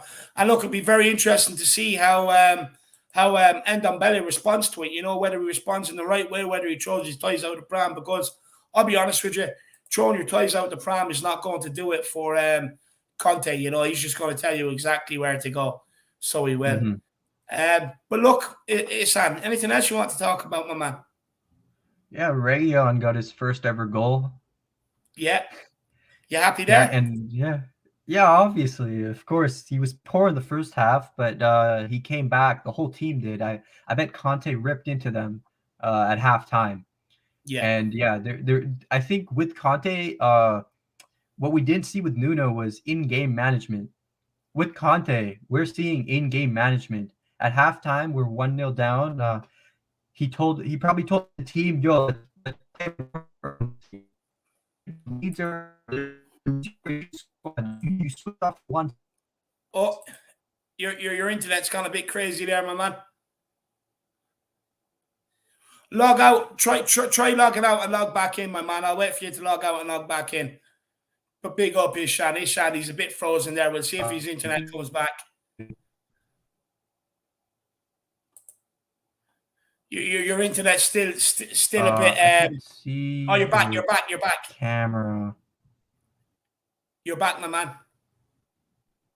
Okay. Yeah, I think I just disconnected. My Wi-Fi is acting up, but we're all good now. You can see me. You can hear me now. Yeah, I can hear you. Yeah. See you now perfectly as well. Okay. Okay. Cool. So, yeah, Region and I think Højbjerg scored as well. Like, I don't know why people are so mad after the performance today. Because, like, sure, he was bad along with the other team, with the whole team in the first half, but he really came in clutch with that goal. I think he had a fairly decent game, to say the least. And I think, like, how people are saying, "Oh, it's Skip making him look good," or he's not good enough on the ball. Look, you put a midfielder beside him who has skills on the ball, right? A playmaker. And you will see the best Højbjerg. You take him out of the team, and you will see how much our midfield will struggle without him. Yep. Yeah. Do you know what? I actually agree with that. You know, look, a lot of people are slating Højbjerg. I can see where they're coming from, but at the end of the day, you know, he's being overworked. He's being asked to do jobs that there's other midfielders that we spend over 150 million more on to be able to come in and do that job. And look, I just don't think it's fair, and I fully agree with you. I think once he's taken out of the team, people really, really realize, you know, what he actually does bring to the team. Because, you know, he doesn't get any credit for some of the turnovers he does, some of the work rates. Yeah. I mean, at time yesterday, right, I think he was playing, so we're playing the midfield too, and he was on the right of the midfield too. Winks on the left of the midfield too. And I'm looking at Højbjerg over there covering for Harry Winks on the left-hand side, and as well on the right-hand side. And I'm like, where's Harry Winks? And he's standing in the middle. I'm like, Jesus Christ, you know, and I would say to fans, don't take too much out of yesterday's game, because Winks in beside anybody would make anybody else look awful, because he just doesn't want to do the work. You know, he's a hider, he's a stat padder. You know, he passes 5 yards to get his stats up. Even the passes he put into Lucas Moura yesterday in the second half that people were praising him for, they're all because he wanted to get rid of the ball. He had no option but to play it in there. But he also knew Lucas was going to get it taken off him. But he'd rather Lucas get it taken off him than him. You know, and it's just it's not good enough. It is not good enough. But Ihsan, you know what I do want to ask you about is Conte's passion yesterday towards the end of the game. My man, I mean, it's absolutely erection material. Yo, we need that passion on the sideline, right? We need someone who's constantly yelling. These players, like, they're not disciplined enough to find motivation themselves. Like, I think that was an issue we saw under Mourinho. So with Conte completely ripping into them, always yelling at them, you do this, move over here, do that, right?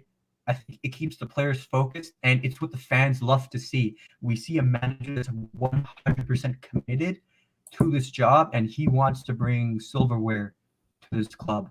And I love that. I mean, what's there not to love, Ihsan? You know, I mean, what's there not to love about it, my man? But look, anything else you want to talk about? No, go on. Yeah, yesterday I actually ordered pizza, and I heard some strange noises from my closet. I thought Conte and his goons were pulling up on me. You seen that big baldy guy jump out your wardrobe? Do you know the big baldy guy that was there at the substitutions yesterday? You know, the guy that looks scary. You just see him jumping out your wardrobe straight onto your pizza. You know, you're not allowed any. Yeah, he tossed it out the window. Oh, there's $15-$20. Absolutely love it. Come here. Did you say you're going over there sometime soon for a game? Yeah, December 26th, Crystal Palace. You're there for so you're spending Christmas over there then, yeah? Yeah, probably like 1 or 2 weeks. Jeez, lucky man. Well for some, huh? Well for some. Big yourself up, my man. But look, your internet is dropping a bit in and out, my man. You are the last guest. Look, Yeah, I'll yeah, let you go. I'll be in contact, and I'll see you again.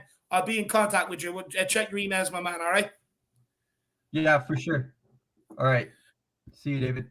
Thanks for having me on. See you, Isan.